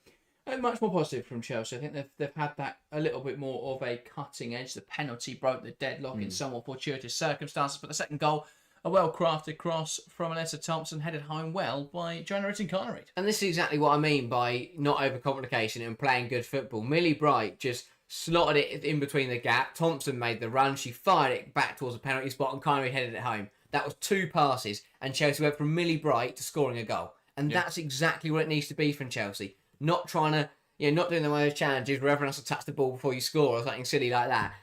But to be fair, it came after a move where there was a lot of play, and then Chelsea were able to drag players out and then create space on the left-hand side. Yeah, it did, but it's the goal-scoring moment that has to be a bit quicker, and that's what it was. It was 1-2 touch football that got Chelsea there. Bam, bam, bam. Carnegie heads it in, and that's what it's got to be from Chelsea. It's got to be more clinical. It's got to be cutthroat like that, because teams can't keep up with that. Paris FC not at any point looked like intercepting that move, because it was just bam, bam, bam. Oh no, we've conceded. We couldn't even keep up with that. It was a really good move from Chelsea. Much better from Thompson. I think we saw a lot of aimless crosses and aimless shots against Tottenham, but in this game I think she had a bit more purpose about her play, and especially with that one. She looked up. If she didn't look up, she'd done exactly what she did against Tottenham and just fire the ball across goal. But she looked up, saw Carnegie in space on the edge of the penalty area, at the edge, around the penalty spot, edge of the penalty area, and just fired it into her. Much better from Carnegie. Picked her out perfectly. Carnegie heads home. Really good. That's exactly what it needs to be. Aimfulness, purpose when you're coming forwards in that front line, and it will lead to goals. Yeah, absolutely. I think it's. I don't think it's been a bad performance from Chelsea. I think my only concern would be around the rest defence. This probably isn't a very sustainable way to play, but I think it's fine in a game like today to just allow a little bit more freedom to your attacking players. But yeah, you're not able to play this in any WSL game, and yeah, only really this game and St Paulton. But yeah, you can play your 2-3-5. The fullbacks can get high. The wingers tuck inside, and you just dominate because you're the stronger team. But there have been moments where Paris FC have broken out. Is that a bit of a concern that they could hurt Chelsea tonight on the counter, given that it's just 2 at the back? Potentially, because all it takes is one shot and suddenly they're right back in the game at 2-0 anyway. I just think it's one of those when they have turned the ball over, they haven't really done much with it, which surprises me a little bit, to be honest. I thought that certainly going into this game, I was like, for the likes of Mateo, when she's got through on goal, I thought she'd look a bit more dangerous. I thought she'd also have a bit of a pace advantage against Bright, but we haven't really seen that either. So I've been surprised at the lack of threat from Paris FC. I wasn't expecting to have loads of chances or shots, but they've had 2 shots and they were both not memorable. So yeah. I think it's one of those where I expect them to be a little bit more dangerous, and at least when they did come forward, have a bit of clinicality and look to hit the target and test Hannah Hampton. Yeah, well, let's hear from you in the live chat then. Get involved if you want to have your thoughts on that first half aired. HB just says, like the stream, people can definitely get on board with that. Ahmed says, Sam Kerr needs game time to be fit. Bring her in the second half, not 80 minutes. Yeah, I'd like to see her build up to half an hour. Obviously, she's got international duty coming up, so I imagine that there will be a desire from Australia to get her playing in that. So we'll see what happens there. I think after that, you would like to check that Sam Kerr will be back to full fitness or close to full fitness. Well, not full fitness, but back to being able to start games potentially. So I'd say the St Paulton game is probably one that Bompastor will target as a first start for Kerr, because that is a very comfortable game. And yeah, so I wouldn't be surprised if we don't see her lead the line until then, but potentially we do see it slightly sooner. That game is after Arsenal, so potentially a good chance to rest up after what will be a very tough match. Paul Ronan wants to stream says, what about Leones women tonight? 45 attempts, only 3 converted. Now that's being not clinical. Yeah, to an extent. Obviously, they played a second string side, so I don't think they'll be remotely concerned. Ada Hegerberg probably should have done better if she's playing in a game like that where she's getting a lot of chances. But yeah, I don't think they'll be concerned. They got the 3 points. That's all that matters. They rested up their entire first team. I don't think I can't think of his name. Jonathan Growler. I don't think Jonathan Growler will have even the slightest concern over that. So yeah, I think that is fine. Mrs. Thompson, player of the match against Tottenham today. Her first goal. I see talent in there. Well, it was an assist today. Yeah, I find the player of the match award against Tottenham very strange because I didn't think she did much. She kept getting on the ball, looked promising, but didn't really do anything. Today, though, we saw a difference. We saw her put a ball into the right area, and it created something. So I think that's definitely an improvement for her. Exactly that. I think the best way to put it is that I think there is a clear difference between looking bright and looking good. I think on Sunday she looked bright. She got in the good positions. She looked dangerous when she got on the ball and was running at players, but there was no end product, and we saw a lot of wasteful chances and didn't really do anything. Tonight she's looked good, simply because when she has got in those positions, she's been clinical and she's done things with it. Set up the Carnreed goal because rather than just aimlessly fire across the box, she's looked up and picked out a Chelsea shirt, and it's just things like that from Thompson that tonight it's just been a little bit more polished, and that's really good to see, because what that is you're seeing that development now already from game to game.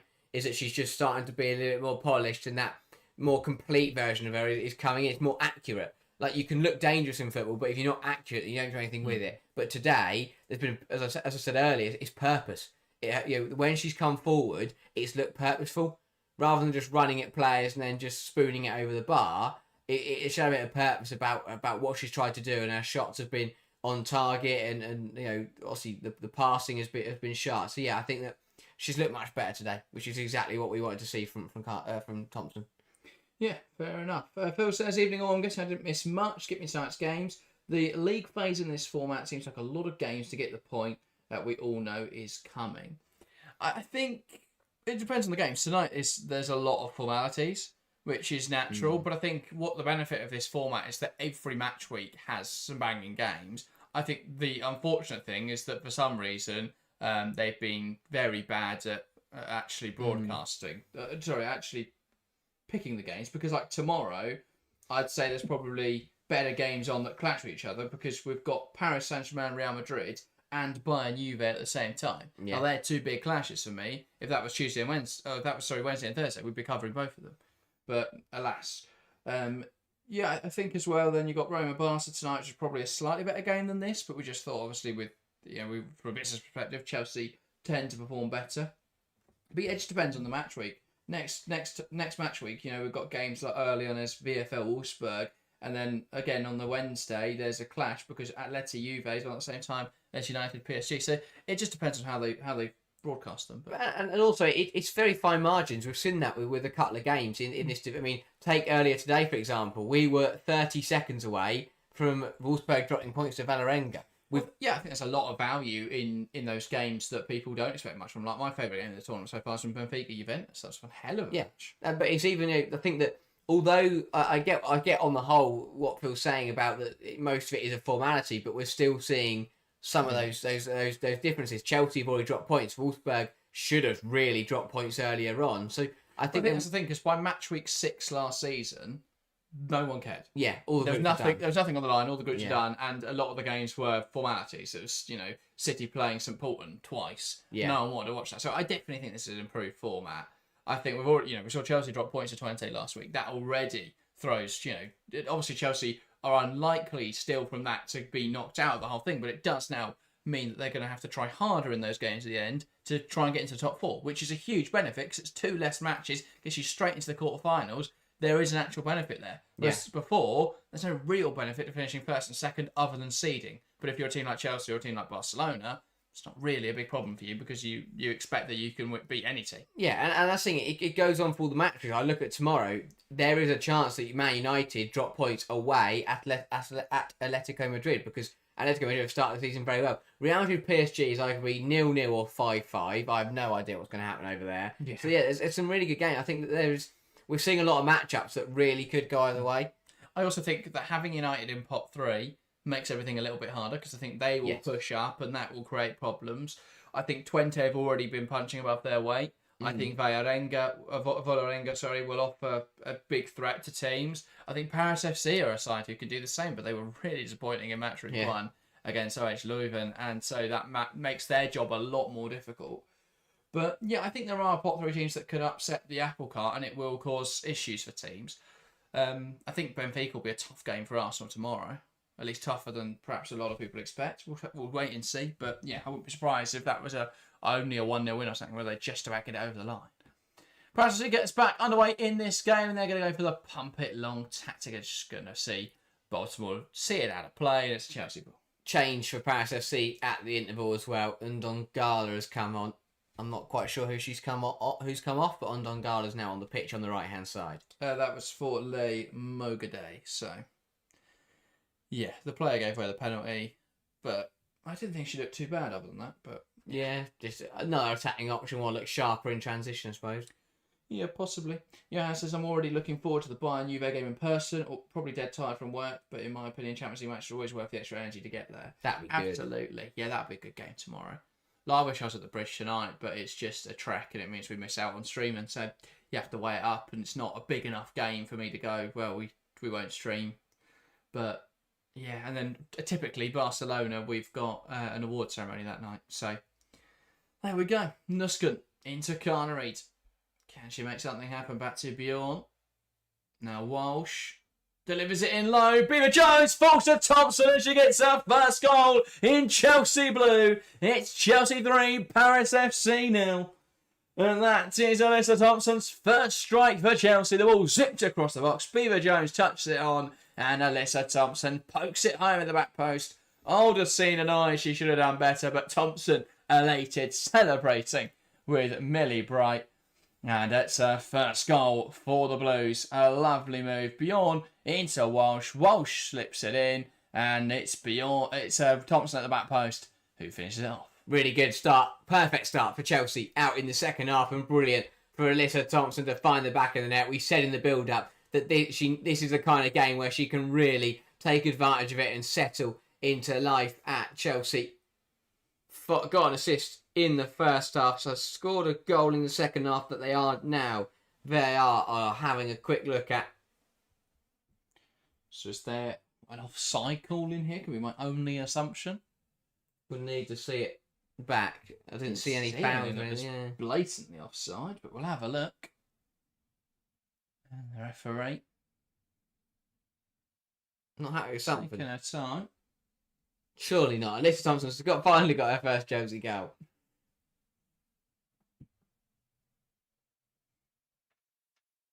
Still, I don't know what we're waiting Still for. debating, and now it is given. So there we go. We had that delay, but for no real reason. Right now sends it forward. Not sure what they were checking. Never got any communication on that at all. But there we go. Baltimore throwing now on the near side. Yeah, that's big for Thompson. As we say, it just looks much more polished tonight, more purpose to her play. And against the weaker opposition, taking advantage, goal and assist for her, exactly what she needed. Absolutely. Bjorn, that is a misplaced pass to Siokanuskan. It's another one from Bjorn. It's been a weird performance from Natalie Bjorn. Uncharacteristic errors have just crept in a little bit. Yeah. There have been a few of those. Just fairly... I guess the other thing is that oftentimes you'll have a more mobile right back.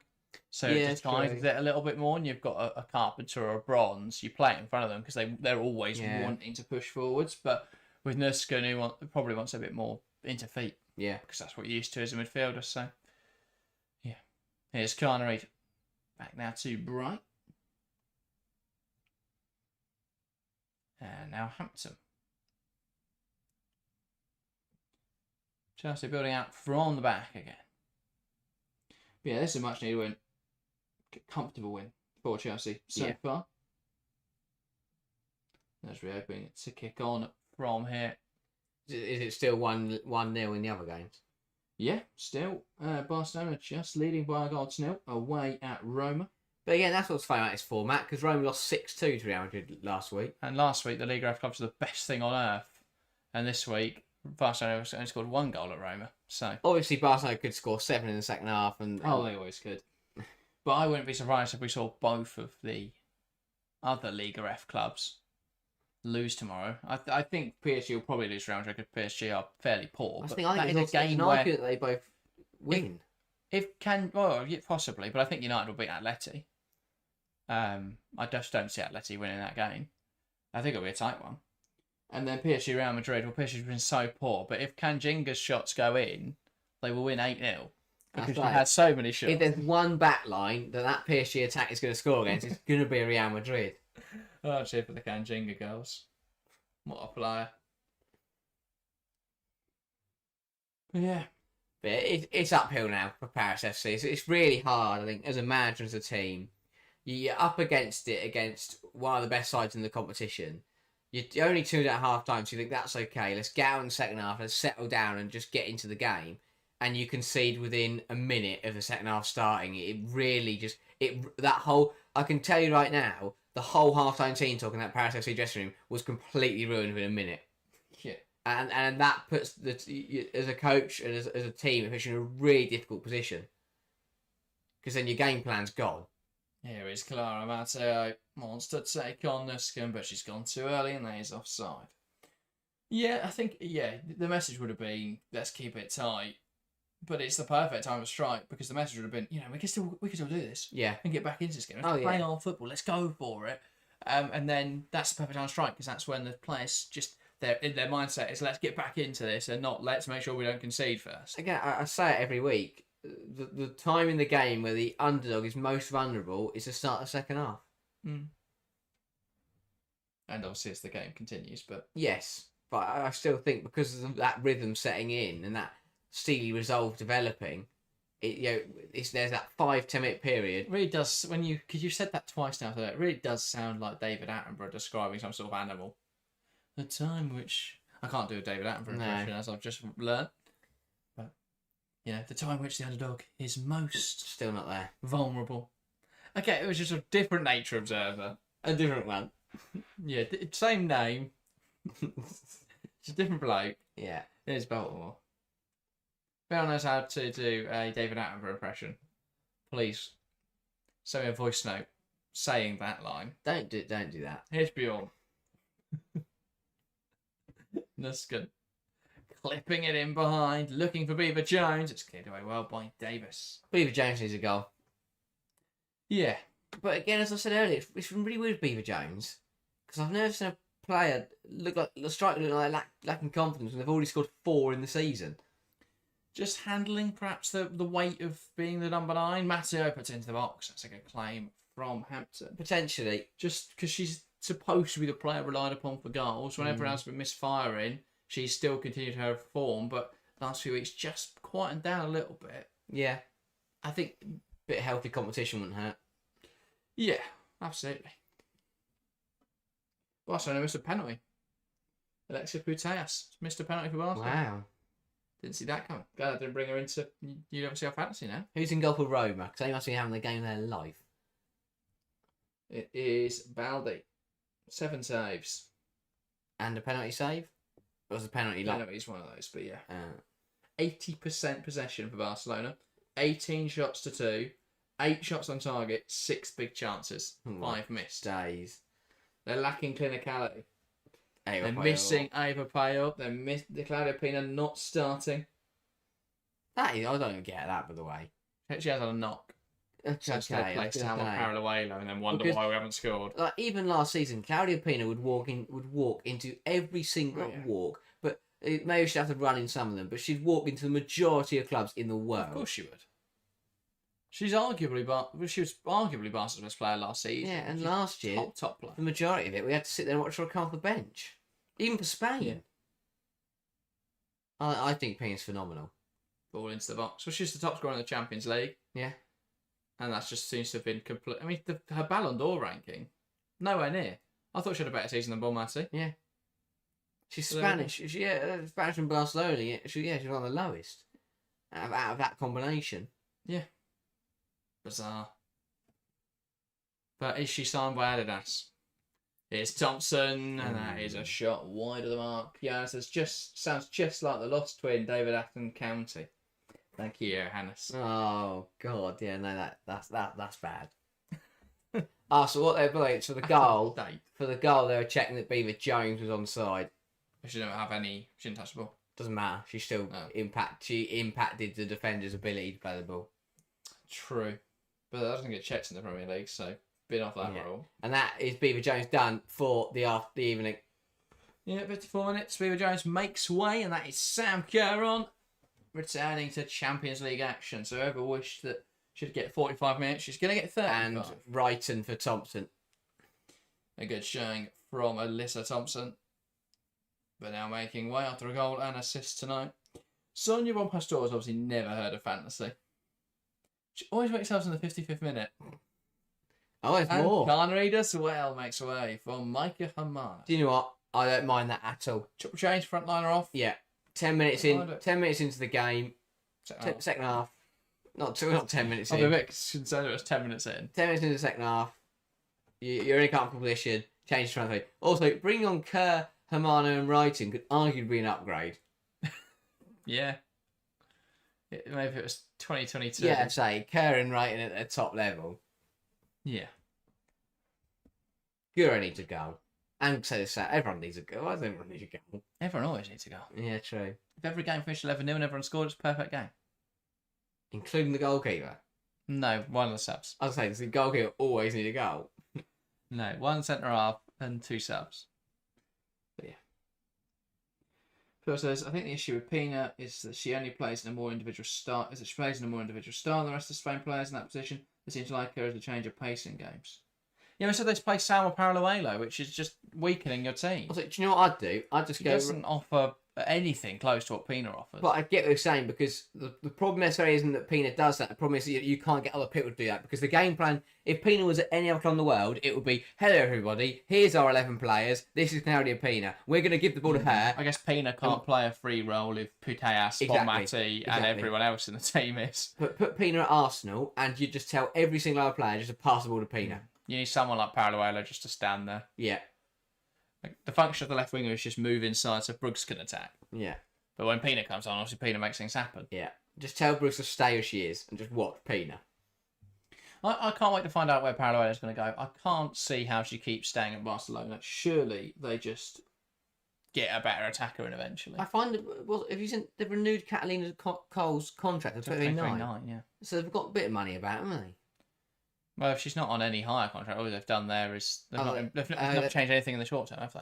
Have they not increased their wage? I don't know. I didn't broker the deal. Well, that's what I mean, though. But even so, yeah. Surely she's taking a wage increase. Yeah, well, there's all sorts of things that could happen. If it's a couple £1,000s, it's very different. Like if she's, I don't know, for example, she's on 50,000, she's now on 52,000. I mean, that's a completely random number. I've got no idea how much money she's on. But that is not going to impact the club if they want to sign another player that's on her entire wage. Okay. So yeah. Here come Paris FC. Ball lifted in behind it. It could also be that she's not going to have a wage increase until next season or something. But yeah. HB says, I think Paolo will end up in the NWCL. Yes, I could see that. Oh, she'd be brilliant. I think Putellas will end up in the NWCL. There was an approach, this one wasn't there, it should come out. There was an approach from PSG. Apparently Putellas did consider it. But she asked... Yeah. She asked... Oh, money. She asked Barcelona if they still needed her, if she was still considered as, you know, a crucial player, and they said yes.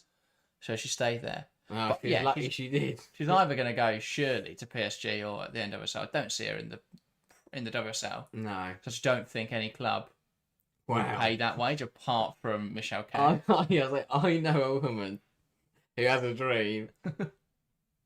Parallel London City. Sorry, Putellas at London City. Ridiculous. In the midfield, Grace Gaioro and Aslani. No, they need a defensive player. No. Katie Zellum. What a midfield.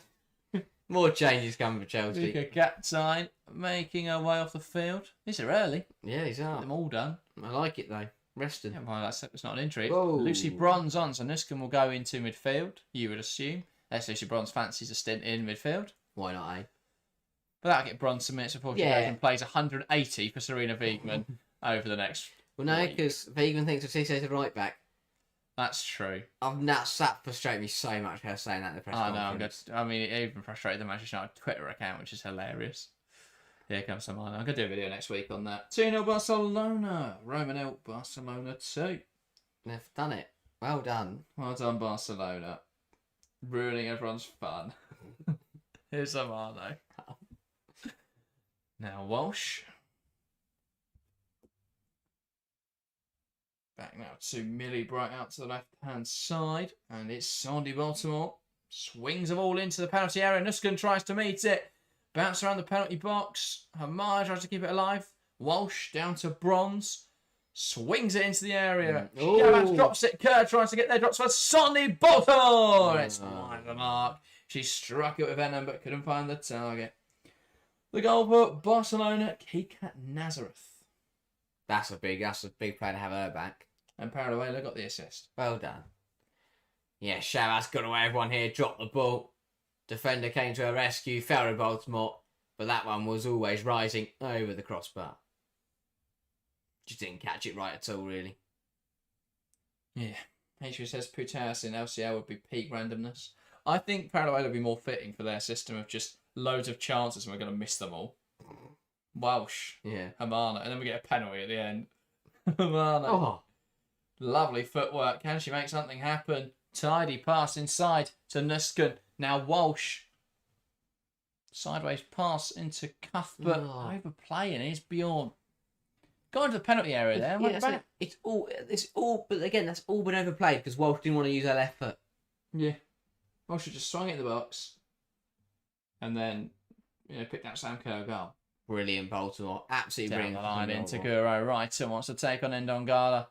Swung into the box. Hamano tries to poke it home with the back post. It's out for a Chelsea corner. Shabazz was lost. Which it should be, but it's a Paris FC goal kick. Really good from Baltimore. Don't mind this from Guro right at all. You can see why this Paris FC defence is here to OH Leuven. Because this has been a little bit all over the place defensively. And Chelsea now pushing for another goal in this game. And Bronze just telling Aaron Cuthbert to take a moment. Because Aaron Cuthbert... Oh, no. Hang on. That's Aaron Cuthbert there. It's Sonny Baltimore on it. Puts into the box. Bounces through and Sam Kerr, and it's there. And it's Chelsea 4, Paris FC 0. And after a weekend which featured 13 corners and none converted, well, all it needed was Sam Kerr back in blue. Chelsea 4, Paris FC 0. Baltimore sets up Kerr from the corner. Finally, Chelsea have scored a corner goal. Great ball in from Baltimore against a mess at the front post. Chavez comes for it and is just miles away from it. I mean, I think it was turned home by Cuthbert, was it not? May well have been. Yeah, it was a deflection on the line. Now it was Cuthbert who poked it in the end. I mean, Sapko really should have scored anyway, but there we go. Didn't quite get the final touch. That's why you put Erin Cuthbert in the penalty area and not on the corner. Because she scores it. To be fair, they've credited Sam Kerr with the goal. So I'm not sure if Cuthbert, whether it was over the line before she touched it. Maybe. I'm sure that will be reviewed. Someone's got to find a better angle. I'd give it a Kerr. She meant it. They got to give it who deserves it more. Need the Baltimore assist.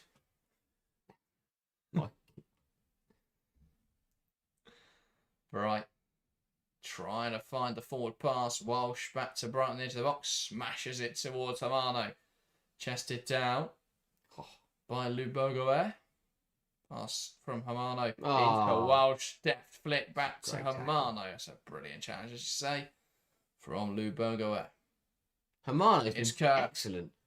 Slots it through towards Brighton. Shabas off her line. Well, there was a very important intervention in there that just poked it away from Guro Brighton. Brilliant football from Chelsea. Micah Hamano has been absolutely phenomenal since she's come on the pitch. Absolutely wins it back, plays in the Sam Kerr, pokes it through to Brighton. What a touch that is. Davis there just poking it away from the lurking Norwegian. Nearly had a Guro moment. Nearly. Here is Berger. Tries to play it forward, Matteo. Not sure what Bright is doing there other than taking out... Well, what Ron's is doing something other than taking out Bright. But here is Clara Matteo. Ball across the box. Dealt with well by the recovering Erin Cuthbert. Never change, Lucy Bronze. Never change. Matteo. Can they make something happen here? Well, that's out of play. And that is a Chelsea throw-in. Here we go then. Kerr heads it down, deflects. Cuthbert definitely turned it home. Billy says Paris FC seem a bit lost without Tiny. Often the issue when teams have a legend who they depend upon for so long. That was the other one they lost in the window. Obviously, they lost Chiamaka and Dozy, who is a top goalkeeper. I mean, Malin Shabas hasn't had a fantastic 65 minutes here. They lost, as you say, Gaetan Tiny, and they also lost Kessia Bussi, and they're three key players. There's a lot of change in one window, and yeah, they don't look as good as they were last season. In what minute is the third goal? Asks Herbin. Not exactly sure. 46. 47. Ooh. Close, Harry. Hamano. What can Paris FC do here? Breaking to the third. Matteo and Dongala. That's one back by Bjorn, and they'll break away now. Cuthbert slots it into Kerr. Needs support.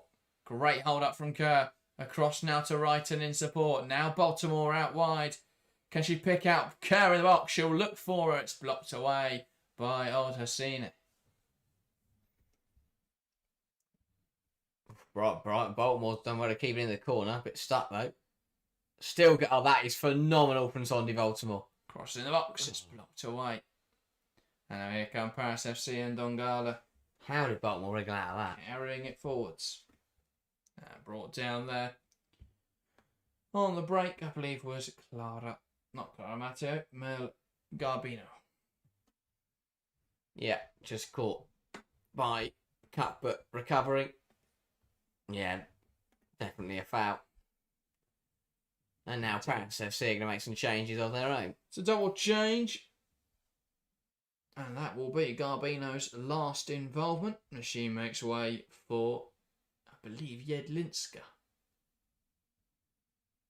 And it'll also see the end of the match for Oud Hassin, who has had a difficult game against Alyssa Thompson and now Guro Wrighton. And she will be replaced by Liagre.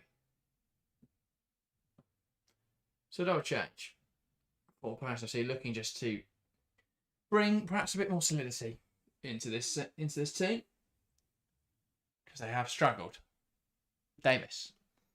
Yeah, also, I think we spoke about goal difference being important at the top of the table. It's also important towards the bottom end of the table as well. So, yeah, for these sides like Paris FC, it is important that they try and concede as little as possible in these matches. Yeah. It is Lucy Bronze.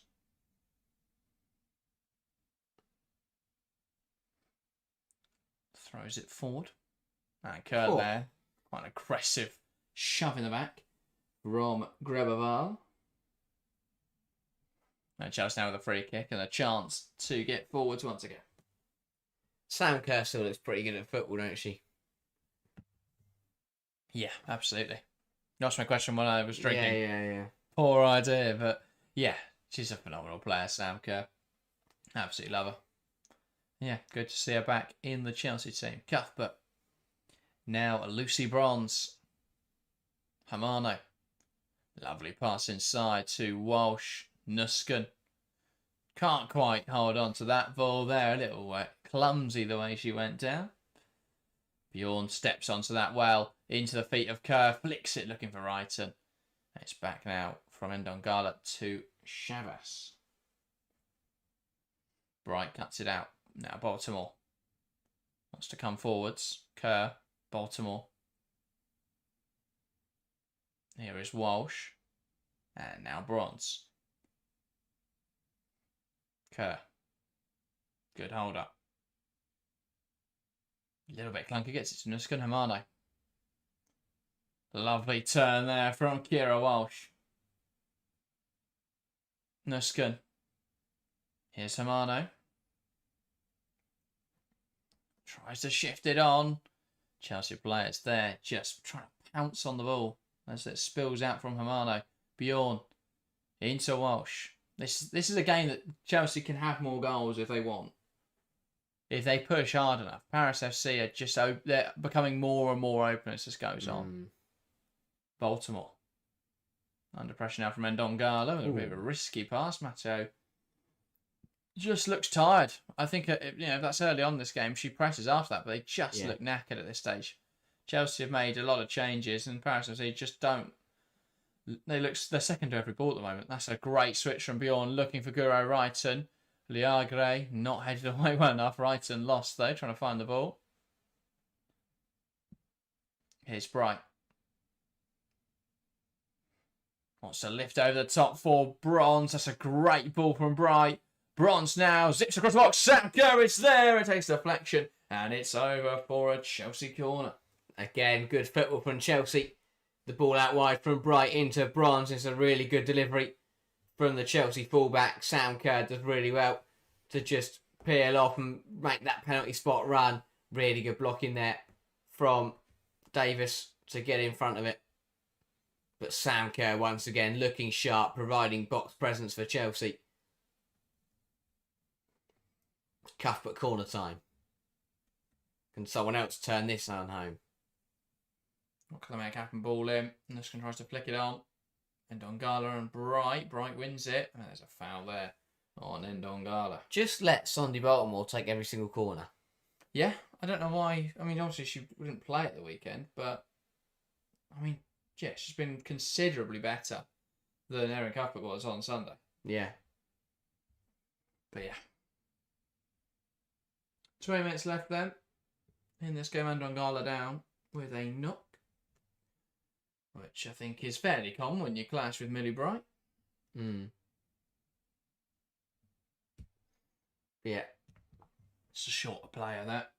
Getting hit by a bigger player. Yeah, aggressive from Bright, just knocked her over. I think we're going to see another Chelsea change then the final change of the evening is going to be Sunday Baltimore. Scored the first goal. Almost set up from the corner. But Kerr couldn't quite turn it home herself.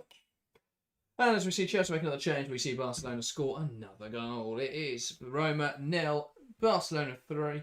And it is Alexa Putellas with that one. Makes up for his penalty. And on comes Lois Shooter. Sorry, that's Potter. Lexi I Potter. swear that says Shooter on the back of the shirt. No, see the P. Yeah, The yeah. SHO, yeah. Very confusing. But yeah, Lexi Potter on into midfield. So that's good. Good to see Lexi Potter given the opportunity. This is exactly what these sorts of games are for. We saw Chloe Sami got on against FC Twente. Now Potter on. So who's gone into where? this game. Who came off, sorry? Baltimore. Oh, golly, no idea. Brighton To left back, to left back. potentially. And then Hamana out on the wing. I have no idea. Well, was already on the wing. Was she? She's on the right wing. Oh, right. Who's on this pitch? Yeah. Yeah, Hamana on the right. Don't know who's going to go on the left if right. It's to left back. Nuskin. Just played every other position in this game already. Put Shotnuskin there. We'll find out shortly.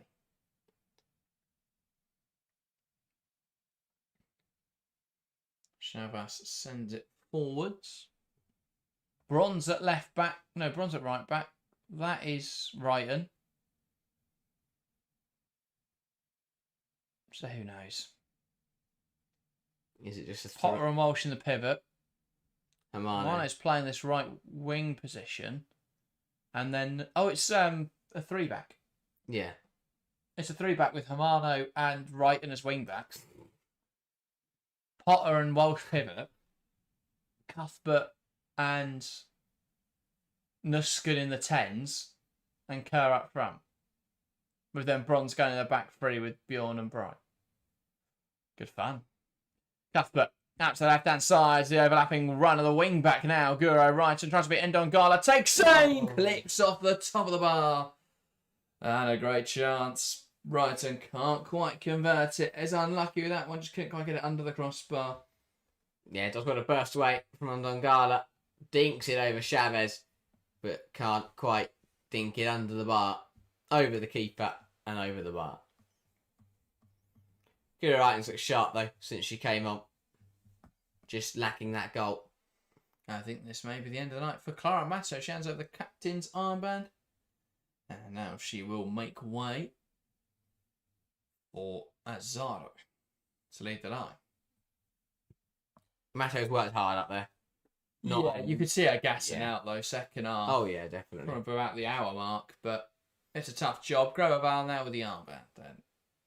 Paris FC hasn't had the finest game of her career, but hasn't done too badly, considering. Azaro, good hold up. Gives the ball away though. Here's Hamano, darts inside, trying to poke it on. Just dragged down in there, but I think she passed it on. Nothing given. Cuthbert with a great press there. And stops Bogoaz passed forward, but it has out for a Paris FC throw.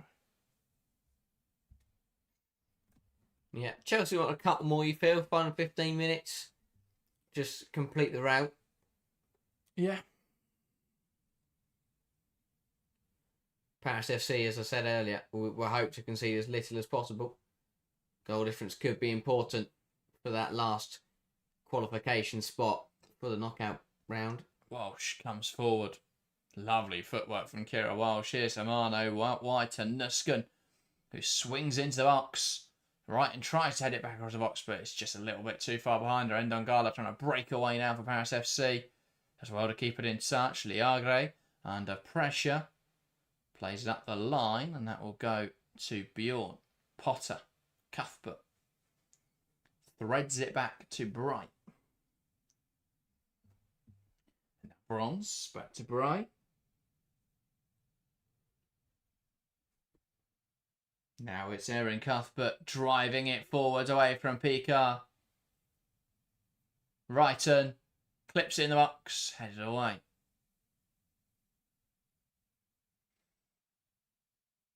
That's hooked away well by Korosec. Throwing now on this near side for Chelsea. And it is bronze over it. Good management of minutes, though, for Chelsea. Carnery, Thompson, Beaver Jones all coming off with 35 to play. Captain then came off with 32 to play, and then giving Alexi Potter 15 minutes of Champions League football. Phil says with Champions League behind the Disney paywall and Arsenal title challenge over in October, it's going to be a long season for me. Yeah. And of course now the FA Cup is behind a paywall as well, which is interesting, to say the least. I think it's poor. I would rather have seen it on BBC, but there we go. I don't think putting the FA Cup behind a paywall is a very good decision. But if it gets more money to non-league clubs, then I think that's good. Here is Nuskin in the penalty area, flicked on by Kerr. Bergoer gets back in well. Looked like there was a foul in there, but and that's what Nuskin even thought when she broke into the box, but nothing given. Yeah, I thought Sam Kerr got there a little bit late, and it looked a bit high, to be fair. We'll see it back here. Yeah, it's not a high foot because Davis ducks into it, but she does catch her on the on the way down. So yeah, I think Kerr's got away with one there. But yeah, I suppose Arsenal fans are back to cheering on the Subway Women's League Cup, everyone's favourite competition that they won. They used to be there. Is that even being broadcast this year? I have no idea. The final will probably be on BBC 5. It's usually on YouTube, but I have no idea. Phil asks who got the FA Cup. That is... yeah, all the group stages are on YouTube. Oh, yeah. Don't know what happened later. The FA Cup's on TNT Sports now in the UK. Starts next Saturday. Men's and Women's FA Cup. Yeah, it's interesting. Yeah, the first round, I'd like to cover it, but I just don't think there's enough interest, to be honest. Middlesbrough versus Cheadletown Stingers. Yeah, but it's brilliant for Cheadle because that is going to be a fair whack of money. Yeah. In terms of TV revenue, which they otherwise wouldn't get. So that's positive. And I think the TNT payout will be bigger for non-league clubs in the men game as well. So I think that's a huge benefit. Malden and Tiptree are likely to be on TV as they face League One Port Vale in the men's game. So, yeah, I think that is... I think it's good for those clubs. Yeah, it's worsening the experience for fans. I think it's pros and cons to all of these different deals and all sorts. It's really Rio Ferdinand's anywhere near it. Oh, yeah, no, that I then will riot. Imagine him on the FA Cup final. Yeah, he used to who's the BBC commentator? Mark Chapman? No, he's the presenter, isn't he? Clive Tilsley? No, he's ITV. No, and he doesn't know. ITV know what Sam Matterface. Who's BBC? Oh, God. Phil says the demise of the FA Cup is so sad. When I was a kid, it was second only to the World Cup. Yeah. Yeah, it's definitely gone down in value. Yeah, that does annoy me slightly. There's no prize money in it because it's run by the FA. But even like fans now, I think fans coming through, like the younger, especially don't realise the FA how big the FA. It's not just another cup competition. But that's only because clubs don't treat it the same way. True. And also it depends on the fans because as someone who regularly goes to watch non-league football and is incredibly close to a non-league club, it is the most important thing. Our local side went out at the first possible round this season, and the club is now in financial ruin. No, it just makes everything harder to progress. Whereas there are teams that have done well, like Malden and Tiptree from Essex, getting through to the first round. That's huge for them. Hermano. Ball across the box. Chance out for Wrighton. It's blocked wide. That's out for a throw. What does Guro Wrighton have to do to score a goal? She just can't seem... There's things like whenever she shoots, there seems to be a barrier around the net. And in the game between OH Leuven and FC Twente, it is now Leuven 1, Twente 1. A penalty converted by Linda Wiefkind, who I believe scored last week. Oh my days. Ball in from Cuff, but headed over by Bjorn. But that is, potentially another point. They are, 10 minutes away from another point? Yeah, for Twente, that'd be really poor. Yeah, because they could be on 4 points from Chelsea. And, still time, though. But for on their debut, Champions League debut chance, they are flying. Well, the problem is, if any of Arsenal, Benfica, PSG or Bayern win tomorrow, then they drop outside of the top 13. Yeah. Outside the top 12, sorry, which is what you need to qualify. So that is the problem. Yeah. It's that draws just aren't enough in this competition. Draws are punished so heavily. And that is their 2 pot 3 teams, isn't it, played? Yeah. But the problem is, as well, Leuven have taken points now off Paris FC, who could knock teams out. Yeah. And now potentially FC Twente. We've already seen drawn with Chelsea. It would put them in a fantastic position. But typically, they could drop points. But yeah, that will be the problem. If all the top 3 teams take points off each other, they will all get knocked out together. Well, I don't know, because Real Madrid exists. That is true. And PSG. I keep slagging off Real, but they did win last week. I think they'll probably be PSG. I think they could smash them. Unless Kanjinga can find the back of the net. Because Real Madrid have looked really good in the final third, just terrible in their own third. Miller keeps giving the ball to people. Bronze, Bright, Bjorn. No Baltimore to complete the Bees back line, but it is now Wrighton. Shifts it to Cuthbert back down the line to Wrighton, who knocks it in the box, looking for Kerr. It's blocked to Hermano. Can she get a shot away? She can. It's saved. It's parried down, and Shabas does get there before Sam Kerr. But that really could have been 5-0 Chelsea. Yeah, another good ball in from Wrighton. Kerr on the volley blocked. Hermano does really well to wriggle a shot. But again, a decent save that from Chavez, who needs a save. Hermano, though, has been exemplary since she came on. Absolutely phenomenal. For me, while Lauren James is out, Hermano should be one of the first names on every single Chelsea team sheet. Yeah. Absolutely phenomenal player. I think it's difficult because I think Captain's also been good, and I guess it's just managing those minutes. But Hermano's got to play all the big games, surely. Absolutely. Ball down the line, looking now for Erin Cuthbert. Carries it well. Can she get a shot away? Takes aim. It's saved by Mylene Shabas. But yeah, I guess you look at the opening day with Captain and Hermano both played. I think that was probably Chelsea's best performance. Yeah. Arguably up there. But yeah, this has been much better for Chelsea. Really comfortable win against opposition that they should be beating comfortably. And there could have been more. It went for a few saves, and the fact that Kerr Wrighton just isn't allowed to score a goal. Yeah. Cuthbert does well in the pocket. Gets brought down. That is a Chelsea free kick.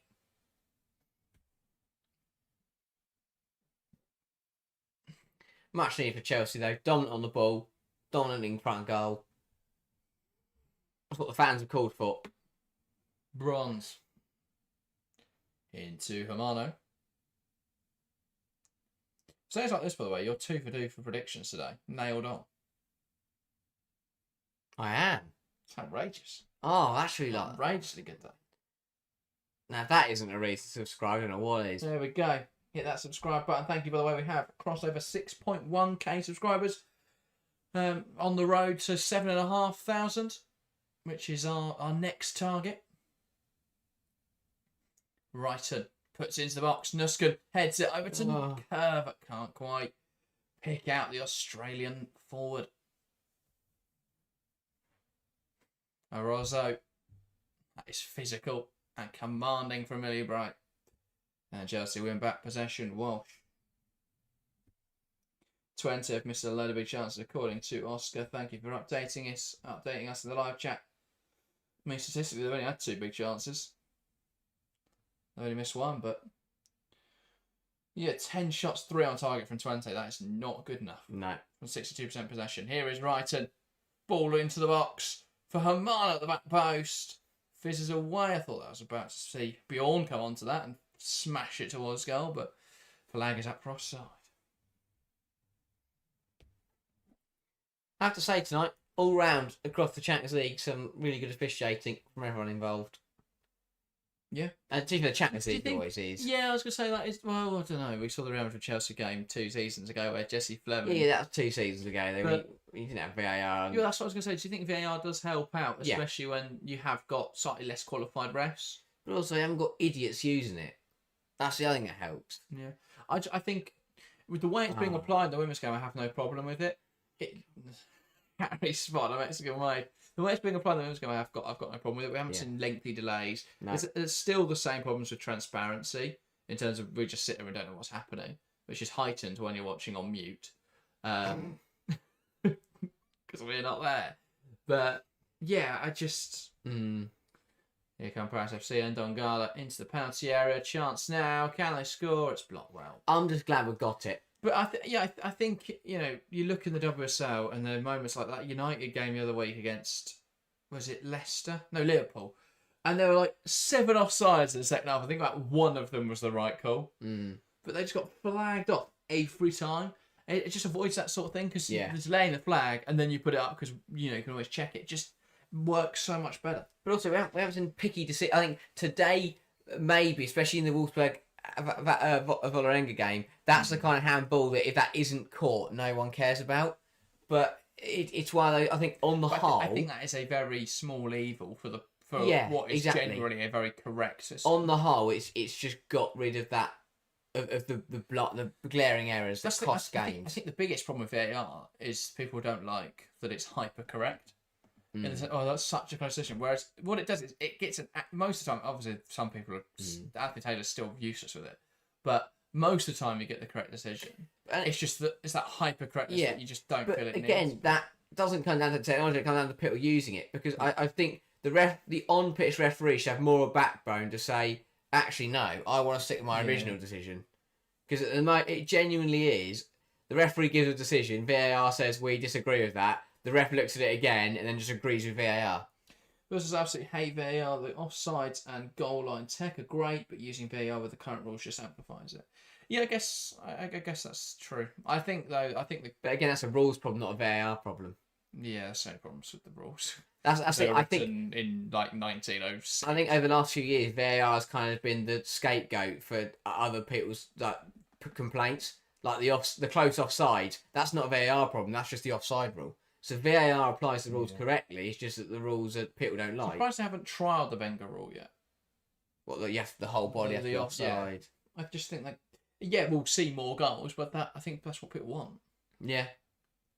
I also think any rule change completely shifts tactics. If that comes in, we will see... There is no offside trap. Yeah, well, we'll see a reduction potentially in high lines, which will completely shift how teams function. Cuff put in behind, looking for Sam Kerr. And that doesn't quite come off. Or maybe we'll see teams lean into it and just go, we're going to be uber transitional. And we're just going to make sure defend. You know, Antoine will be incredible. And Gareth Taylor, to be fair, his high Liverpool line against Man City. Well, they'll get caught out. Constantly. Because Jim Redmond's like to step out and it'll be a mess. But it's good. It just cuts out there because you look at the Champions League, you say us, but I can't wait to get into WSL because you look at some of the areas we still see in some of the big matches. I think the two solutions are you either invest in VAR in the WSL or you just either invest in training for the referees or bring in better referees. 4 minutes additional time of the way in this game. This is the biggest scoreline in the Champions League tonight. It's still level between Leuven and Twente, and Barcelona still lead by 3-0 away from home at Arsa Roma. Walsh. Wrighton drives inside. Nuskin to Cuff, but can Chelsea find a fifth? Ball floated in. That a misplaced cross. Yeah. Phil agrees it's the rules are the issue.